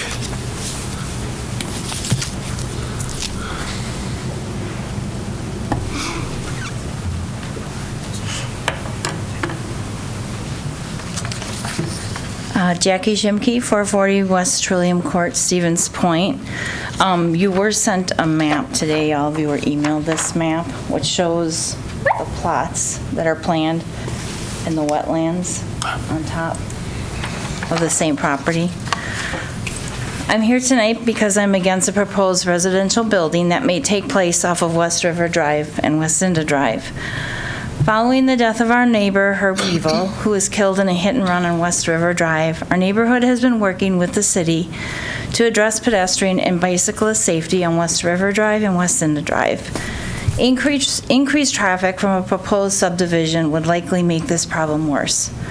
Based on the results of the West River traffic study, alternatives to solve the pedestrian and bicyclist safety problems along West River Drive were presented to the city by AECom on January 12th of this year at the Board of Public Works meeting. Of the 4 solutions presented, 2 were determined to be too damaging to the wetlands and too expensive to undertake due to the wetlands and sensitive areas along West River Drive. Think about that. It had been recommended to the city not to proceed with 2 of the solutions to improve safety on West River Drive because of the negative impact and expense it would have on the wetlands and sensitive environmental areas surrounding it. Why wouldn't that same thought process be applied to the wetland area just down the road that is being proposed for the new housing builds? Housing development in wetlands causes major habitat destruction and biodiversity loss, disrupting ecosystems where each species plays a vital role. While such projects may address housing demand and generate short-term profits, they create hidden long-term costs, increase runoff and altered landscapes, raise flooding risks, damage homes and infrastructure, and drive up insurance and repair expenses. Loss of natural beauty and recreational spaces can also reduce property values, undermining community stability and overall quality of life. Wetlands act as a natural water filter and flood regulators, removing pollutants and storing excess rainwater before slowly releasing it. When they are filled or paved over, these functions are lost. Construction introduces contaminants like oil and concrete debris, while increased development overwhelms water treatment systems, leading to greater pollution of drinking and recreational waters. As you can see from the maps that were sent to you, the majority of the land proposed for these new homes is classified as wetlands. I've contacted the DNR and I've been told that this project has not yet been presented to them for approval. Today, I spoke with an employee of the DNR. He's very familiar with the area proposed for building. He cannot imagine how many tons of fill would be needed to fill the wetlands in order to build homes there. He believes that if a home is built with a basement, it will have ongoing issues with flooding. He stated that there should not be a need to build on wetlands unless it is necessary, as in the case of highway construction. He stated that a road built over wetlands to access a subdivision would not be considered necessary, as in the case of a highway. He also stated that any chemicals used to treat the lawns of the potential homes would reach and negatively impact the water table. The wetlands are by nature their own filtration system, but not meant to handle the filtering of man-made chemicals. Just because this area has been approved to be zoned for housing does not mean that homes or any structures should be built there. I would like to propose to Mr. Pritchard that if he would like to leave a legacy in Stevens Point, why not designate the proposed land as a conservation easement, or also called a conservation agreement? This would be a voluntary but legally binding agreement between Mr. Pritchard and a land trust that protects the private land from future development that would negatively affect its natural value. It would help protect wildlife habitat, safeguard water resources, and maintain open space and scenic landscapes along the Green Circle Trail. Because they are permanent in most cases, conservation easements would be an important tool in the long-term land conservation of this beautiful area. I ask that you not approve the building of the new homes on the proposed property off of West River Drive and West Zinda Drive. This is a beautiful, natural area that is enjoyed by many who utilize the Green Circle Trail and live in the area. Please allow this gem of a beautiful wetland and its habitat to remain untouched and keep it as is, a beautiful place and way to connect with nature within the city itself. Thank you. Katie?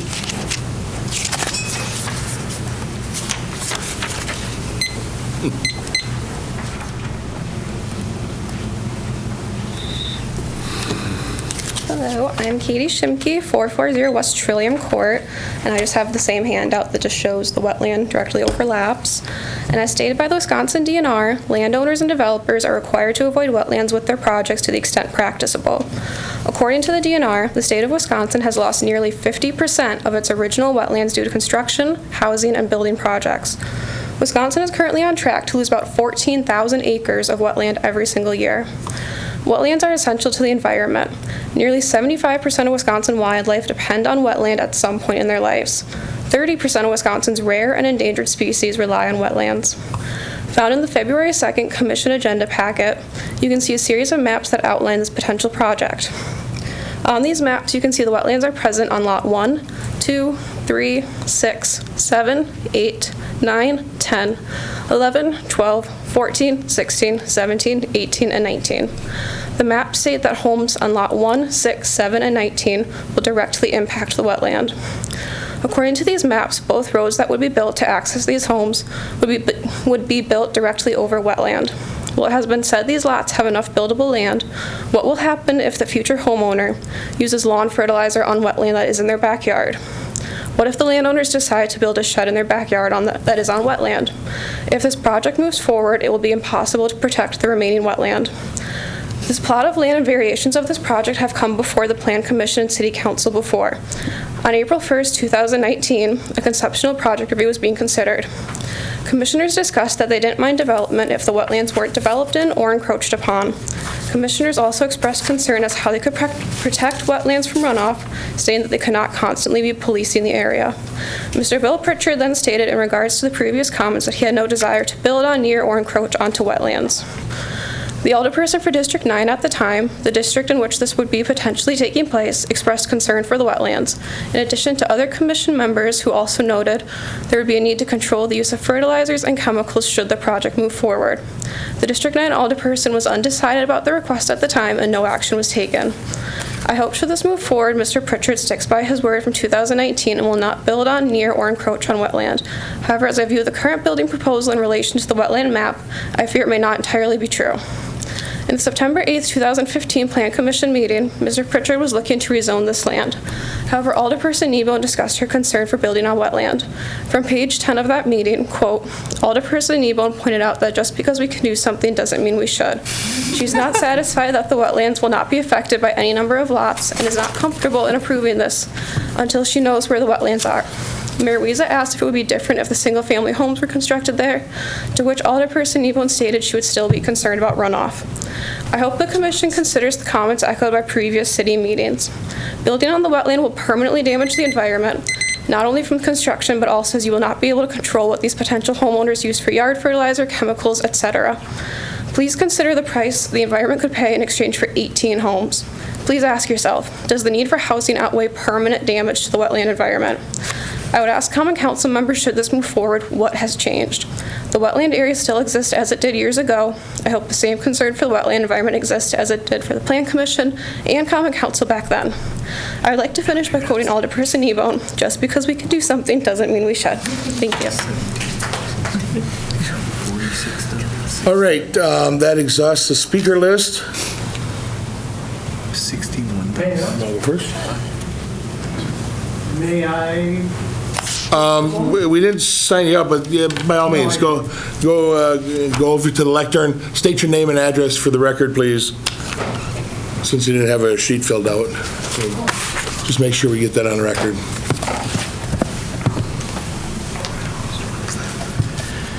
Bill Pritchard. My address is 3364 Cottage Hill Drive in Green Bay.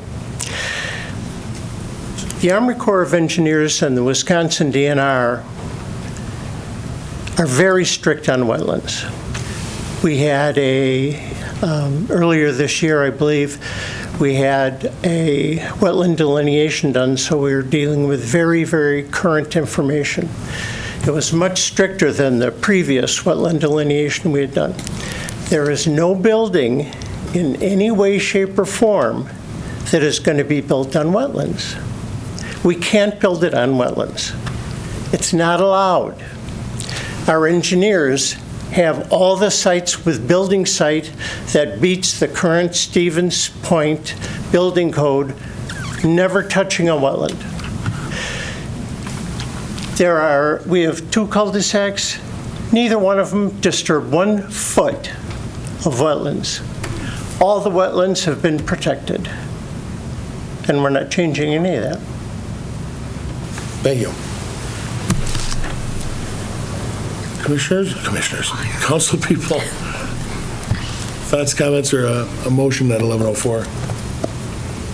Oh, we have a motion, right? We already have a motion. Sorry, my bad. Let's call for discussion. Okay, go ahead. Just because we can, you should. Doesn't mean we should. We actually have an opportunity tonight to decide if we're going to preserve unique environmental habitats or if we're just going to build on them. And it seems to me that we're leaning toward building on them. As I recall the map that was in the plan packet, there were several lots that were going to have a rain garden because that was going to be that's the way they decided to mitigate the conflict with the wetland on those properties. So that tells me that they know there's going to be conflicts, or why would they put that on the map? So there will be issues that affect the wetland. This is just not the right thing to do, but that's all I could say. Thank you. Anyone else? May Director Kuhn respond to that? Sure, Director. I mean, you've got the recommendation from staff already. Yes. Yeah, I guess a few things. One, I just want to state what the purpose is of a preliminary subdivision plat review. The first word is key, the word preliminary, and that really what a motion to a motion for a preliminary plat review entails is really providing that direction, providing that marching order, so to speak, of what should be changed on the plat in order to appease any concerns that you folks as council members have, folks in the audience, and those who have provided commentary over the remaining weeks. So it's not like this is the one time that you have the chance to review it. After the preliminary plat review, within, I think by statute, 36 months, it has to, this final subdivision plat review would have to be brought before you for consideration. As far as the permitting, I know there was a comment earlier about can you build a shed on a wetland? No, you cannot. If somebody would request, stop into our office to pull a building permit to install a shed, as part of my review of that permit, if I see that it's located on a wetland, I wouldn't grant the permit. As far as the construction of the, and I guess before I get to that, that same sentiment holds true for a house. If there is a house that's proposed to be built on a wetland, not gonna grant the building permit. For the construction of the two streets, now that does fall within some platted within some delineated wetlands, and that would be something that the applicant, should the single-family homes be developed, they would have to work with the DNR to get wetland credits or some other approval through the DNR to fill those areas to construct the roadway. We won't be able to grant the building permits to construct any homes until the right-of-way is approved, the approvals from the DNR are granted and the right-of-way is ultimately platted and constructed. As far as the on-site mitigation, I know there is some back and forth between Dexter, the consultant, working with the applicant for the configuration of the plat. As you can see, there were some features that were proposed on the site. My understanding of it is that it's based off of what the hypothetical square footage of a building that would be located on there. Ultimately, the specs of that, if any are needed, is going to be based in part on how big of impervious surface are you looking to add on the site with the house, with a potential, with the driveway, any other outbuildings. So it's a little bit of a wait and see, because you need some information first for the actual building plans. And then lastly, I'll say, I know this was talked about at our Plan Commission meeting maybe 4 weeks ago about the zoning code rewrite when we were looking at the proposed floodplain ordinance, shoreline wetland ordinance, and I think one other things. But in our zoning code right now, we don't have a setback for how close a building has to be from a delineated wetland. There's communities as part of adopting an ordinance that they set a limit. So one of the things that I think would be helpful is to get some guidance from you folks, at least for myself with the rewrite of, should there be a setback, and if so, what do you deem as an appropriate setback for construction going forward? So hopefully that helps, and obviously if you have questions, they'll be up here. So. Great, thank you. Any other questions or comments? Alder Lane. I'm just looking at the Plan Commission document there. So am I understanding that this is including the recommendations that we got there to, like, future land use designation shall be amended to not developable restricted? You know, like, where would I find that part in there? Yeah, that would be one of the conditions of approving the preliminary plat, is that the future land use map would have to be amended. Currently, a part of this area is designated as not developable / restrictive development or something like that.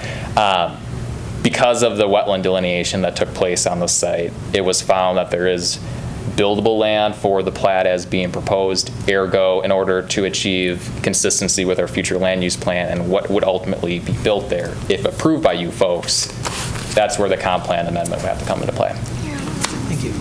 Just the offset of the road, I mean, we're doing some, you know, resetting on the south end of Business 51. Mm-hmm. Is there a thought behind why we're not, you know, aligning the roads as they exist here? Grid kind of thing? Yeah, I see what you're, and I know this is more Director Badoon's purview, and I know he's not here. I mean, typically that's what we aim to achieve. My understanding is, so, and this could have been maybe clarified right from the jump. So that proposed right-of-way off of West River Drive, that's already platted. What they're looking to do is reconfigure kind of the arc of where that cul-de-sac would be. Right now, it's delineated more kind of in a northwest, southeast direction, whereas I believe, or that's currently, whereas as proposed, I believe it takes more of a due west arc. I believe where it's currently platted, the access point, that's not proposed to change. It's, again, just the configuration of the arc. Okay. Anything else? All right. If you are in favor, vote yes. If you're opposed, vote no. Clerk, please call the roll. Morrow. Aye. Boozy. Aye. Lang.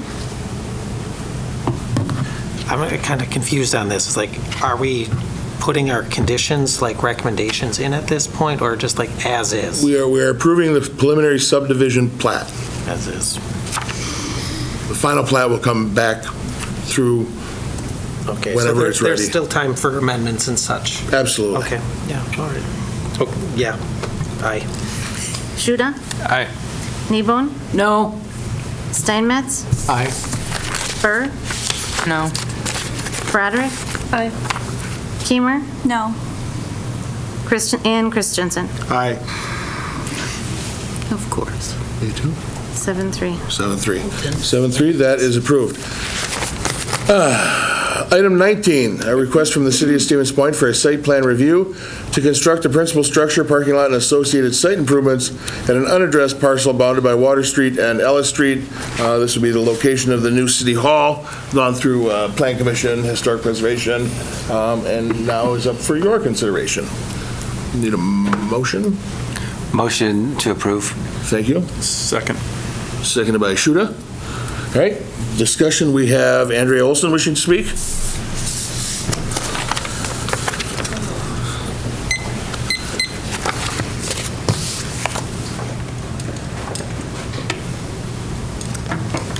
Andrea Olson. First, I'm glad that this seems to be one of the few agenda items that might have a full, complete record for everybody to see tonight. It shows what was discussed in the prior meeting before this. Everything else you've had incomplete records for. This you still have some incomplete records for, but at least everything that was just discussed is here.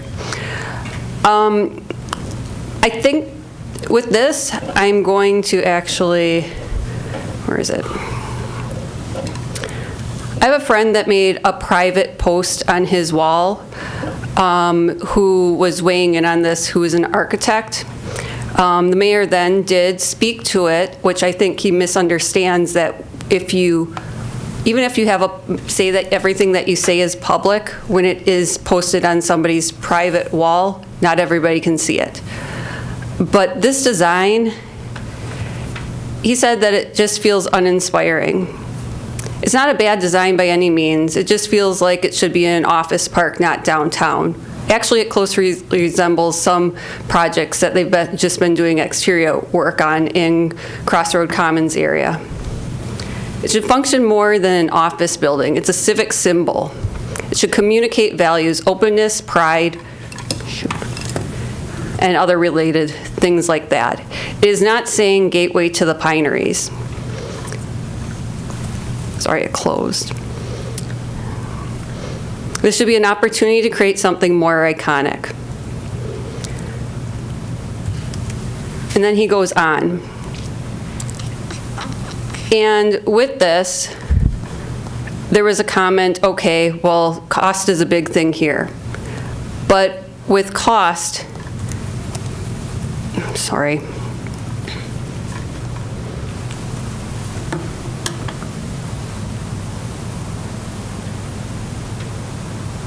I apologize for I'm trying to get this up here. But at the last meeting, we weren't allowed to speak. The public wasn't allowed to speak. Yes, I've been critical of this project, but I can accept that, okay, you decided on a location now, everything. But we didn't at all get a time to talk about the exterior design. Cordons and steel that is proposed for the exterior, it was chosen because it's on two other things in town. That rusts. Like, our climate isn't good for it. It will continue to rust. It stains everything that's near it. You can coat it, but it rusts. It doesn't say pineries. Why isn't there anything that resembles wood? You can have metal that looks like wood on there. This looks like the other project that they did, which was Mid-State Downtown, which was converting the rest of the mall into the school, in addition to a current structure. This building looks like an addition to an addition to an addition, because we're planning on putting an additional addition to this possibly in the future when our city isn't growing. Thank you very much, Andrea. All right. That exhausts our speaker list. I think most of you were involved with the logic behind why the building looks like it does. We actually chose that. Ryan Wanta was the architect in question that was mentioned from Wanta & Sons. They do some fabulous projects, including Great Northern Distilling. But we needed something a little bit different, and this is what was chosen after months of interactions with staff and the visioning sessions. The Corten steel, it literally is designed to be rusted. It's supposed to look like that. It doesn't deteriorate from the rust, but it is literally supposed to look like that. And there are no less than 4 areas in the city where Corten steel is used predominantly, either in art or architecture. And we chose that because of it. There were alternatives. None of them looked the same. That Corten steel with the natural rust color was preferred by everyone that was involved in that design. So there are reasons for it. Sure, we can make it look different, but this is what the visioning session drove us to, and that's why it looks the way it does. I would argue that the new City Hall pays more of a tribute to the former Weber Tackle Building than 1039 Ellis did. I mean, only now that it's being torn down can you see pieces of it. So we're paying tribute to the old, the new, more modern things as well, but first and foremost, sticking to our budget and making it as accessible as possible. I know there was some talk too about, there's a large green space courtyard in the front of the building. We can move it closer to Water Street. There was even a mention of people with mobility issues would be able to access it better. I would submit the opposite is true, where we have parking that is much closer to the doors than it would be from the green space. And the green space is there to make sure it's more inviting and welcoming to the public. There's going to be art features put in that we're going to figure out at a later date. But that was also done with intention. So we have kind of an approach to coming into City Hall. So those design features were done intentionally with the group. Any comments? Yes. I have just a question about that. I remember they were talking about putting that on the doors. Is that going to come off on your hands or brush? Corten will not be on the doors. I thought they were going to put it on the entrance doors as well. Nope. Okay. No. Well, that's just a couple of highlights on the outside facade. Because if somebody's coming in Right. and brush it, and it does. Okay. No more than dirt would come off of any other metal, but it's not like you can scrape off the rust. It's not like actual rust. If it gets on your clothes or something when you're walking in the door. But no, there's no intention of that. Okay. The framing, the molding is going to be actually a different, they use architectural words. I don't know what it is, but it's a trim. Okay. Right? Like you see around the windows, you see a little bit of trim. That's going to be a different material. That Corten is only going to be used in the exterior. It is very interesting, I'll say that. And functional. I'm just concerned That's the real key is it's functional. Way better than a 2-story, 3-story, 4-story building where the departments have to move floors to interact. Very functional. So appreciate everyone's effort on this as well. I know most of you have been had an opportunity to be involved in the process in some way. Any other comments? Alder Lang. Okay, I love where we're at with this. We've got this far, and I appreciate all the time we've taken in this sort of thing. There's a few things that I'd just like to point out that I feel like we could do better as a city here. And first, I'm going to start with the landscaping. The selection of plants. We can do a lot better, especially when we're looking at native selections that we have. I see Freeman maple is the thing at the top. As somebody who's watched the trees take it off that site, something that I'd like to see replaced is the sugar maple. Like, we lost a sugar maple, and if we're going to put a maple in there, there's 6 of them that we're going to put in.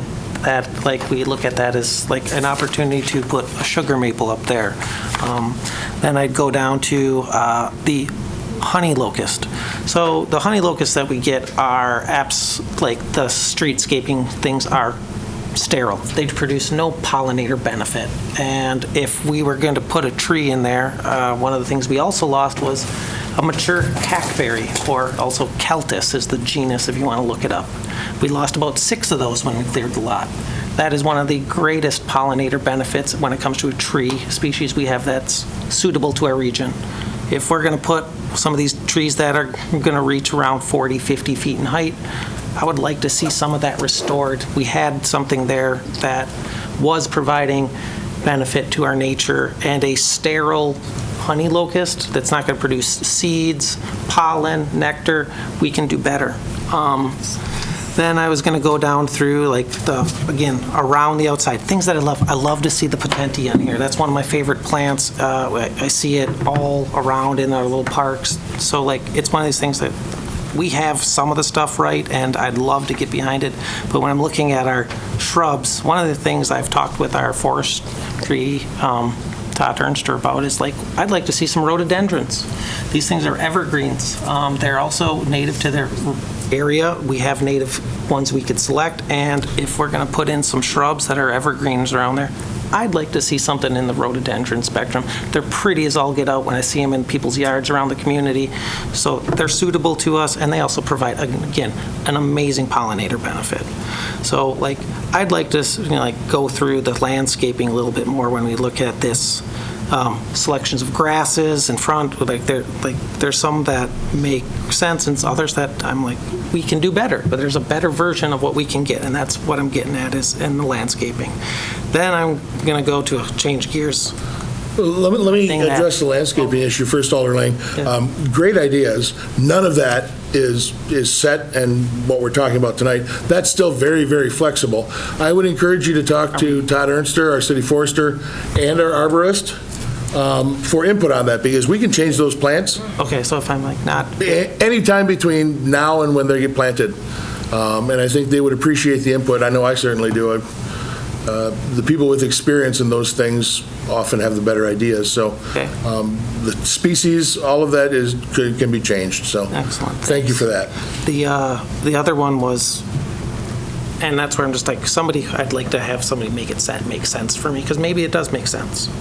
I keep hearing about a parking need to our downtown and putting parking in proximity to our downtown. And right there on Clark Street, which is just a block away, we don't have any of the parking on that side. And I'm just kind of like, is there a reason why we chose to put the parking on the south side versus the north side?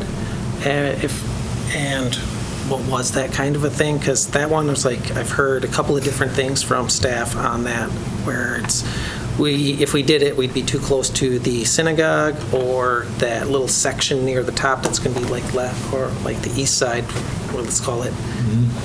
It's going to be left green space because it's potentially brownfield, and that's just like costs, again, prohibitive. Like, that's why we didn't move it there. And that's just one of the things I was like hoping to wonder, or if I get somebody to explain that. Why did we not put that parking that's on the Water Street and Arlington side of the building closer to the downtown or Clark? So we do have parking off of the Ellis Street entrance.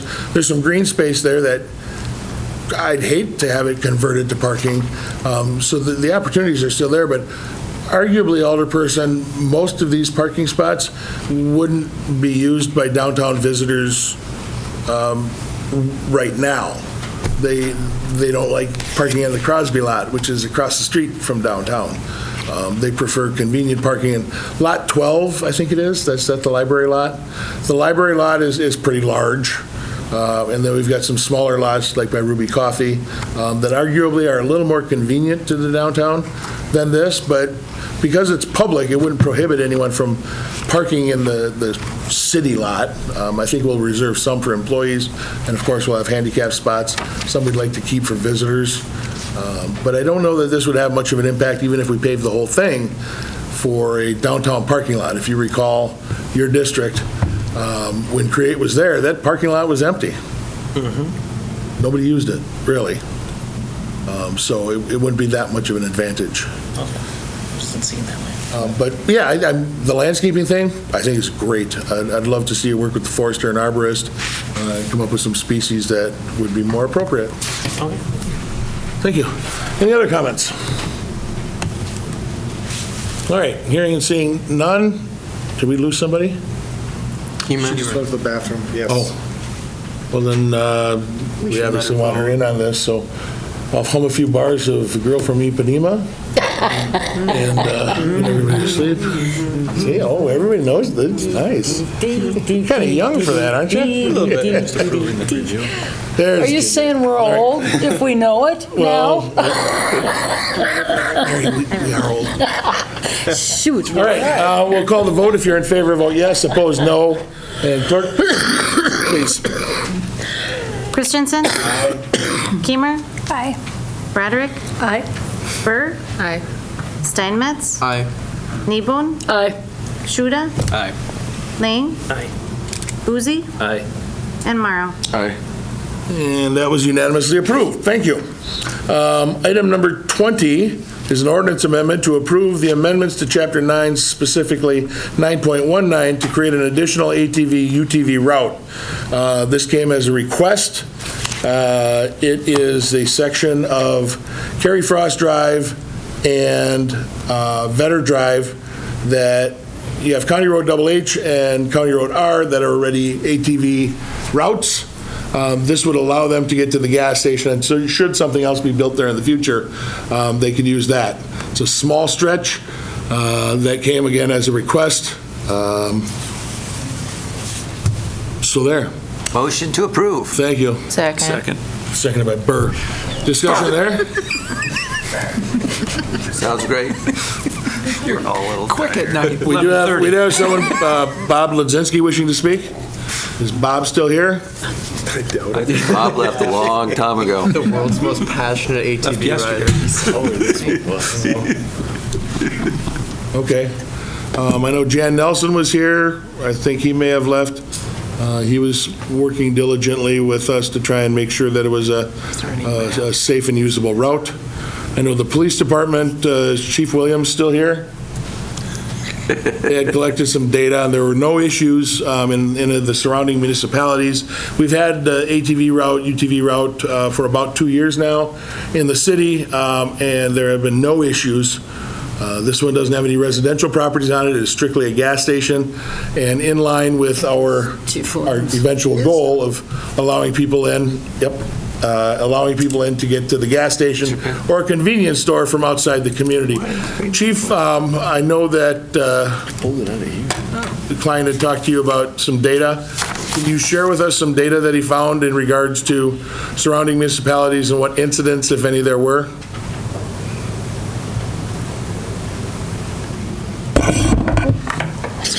Thanks for staying until 11:30, by the way.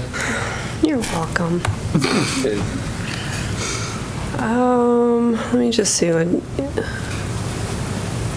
Plover PD had 3 contacts since opening their village to UTV, ATV traffic, all minor infractions, and no citations were issued. DNR numbers provided the following information. They had 1 fatal crash on Highway ZZ, where the UTV ran into a vehicle, and had 49 total contacts. They did not have any response from Portage County Sheriff at all.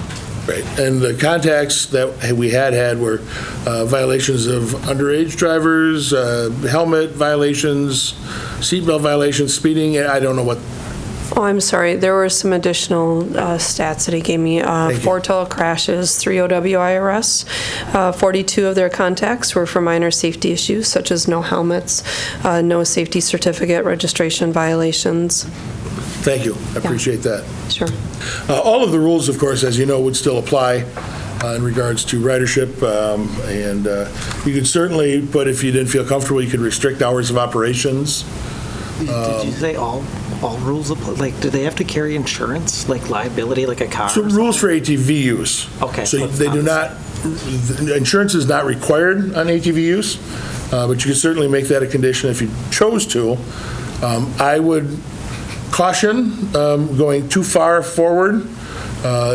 Let's see what the surrounding municipalities have done, and I don't believe that Village of Plover or Town of Hull, Linwood, I don't believe they have insurance requirements. They just use the regular state laws, which you have to be at least 16 years old. Between 16 and 18, you must wear a helmet. You're going to have your signals or use hand signals. All of the general rules that apply statewide for road use on those vehicles. Same basic stuff that I would have to comply with on my motorcycle or a moped if I had one of those.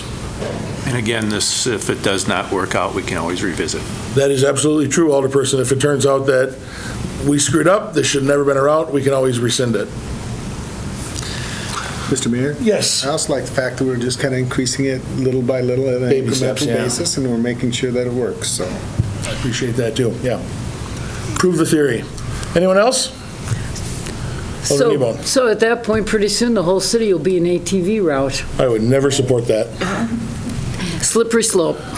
I've been against it all along because I don't think they're safe to drive like that around, but I know I'm in the minority. No, they're valid concerns. They're valid concerns, Alderperson. But, you know, they've kind of proven themselves throughout the other municipalities. Can it happen? Absolutely. Yeah. But are we taking the steps to make it safe? Following the state rules? I would say we are. Yeah, just like drivers follow the state laws and the city laws. Yeah, right? Mm-hmm. Or bicyclists. Mm-hmm. Yeah, I agree. Yep. All right, any other comments? Hearing none, clerk, please call that roll. Morrow? Aye. Uzi? Aye. Lang? Aye. Shuda? Aye. Kneeboom? No. Aye. Steinmetz? Burr? Aye. Broderick? Aye. Keemer? Aye. And Christensen. Aye. Sure. All right, the motion is approved, and our agenda is exhausted. Oh, no, We have one more. I closed my stuff. We are. It's almost tomorrow. Relax. World Migratory Bird Day resolution, you probably have seen this. Make a motion. So moved. Second. Thank you. Call the question. I'm just saying, if we don't do this, you know what Alfred Hitchcock proved with the birds. Jesus. I'm too young for All that right. one. Give it to Are there Shuda starlings and that migrate? I hope to one of my Mary? And I would like Mary? to put into the record a thank you to a guy by the name of Bill Volker, who has been behind many of our efforts to establish a migratory bird knowledge set here in state. If you don't know who Bill Volkert is or William Volkert, look at his work. He established the education center at the Horicon Marsh, migratory birds being studied both here in the United States and down in the Caribbean. That's that kind of guy, and I would like to say, Perfect. that. We got a day now to celebrate his life. Thank you, Alderperson Lang. All those, roll call, please. Christensen? Aye. Keemer? Aye. Broderick? Aye. Burr? Aye. Steinmetz? Aye. Kneeboom? Finally, with the majority. Aye. Except starlings. No, you did that once before, I think. Aye. Uzi? Aye. And Morrow? All right, by unanimous consent. No. I was going to point out that we use this for our Bird City USA application. We have to approve it every couple of years to stay consistent with that. So thank you all very much for coming. Our agenda is exhausted, so are we, and we are adjourned at 11:33. A video of this meeting is available for viewing on the city's website, stevenspoint.com/videos.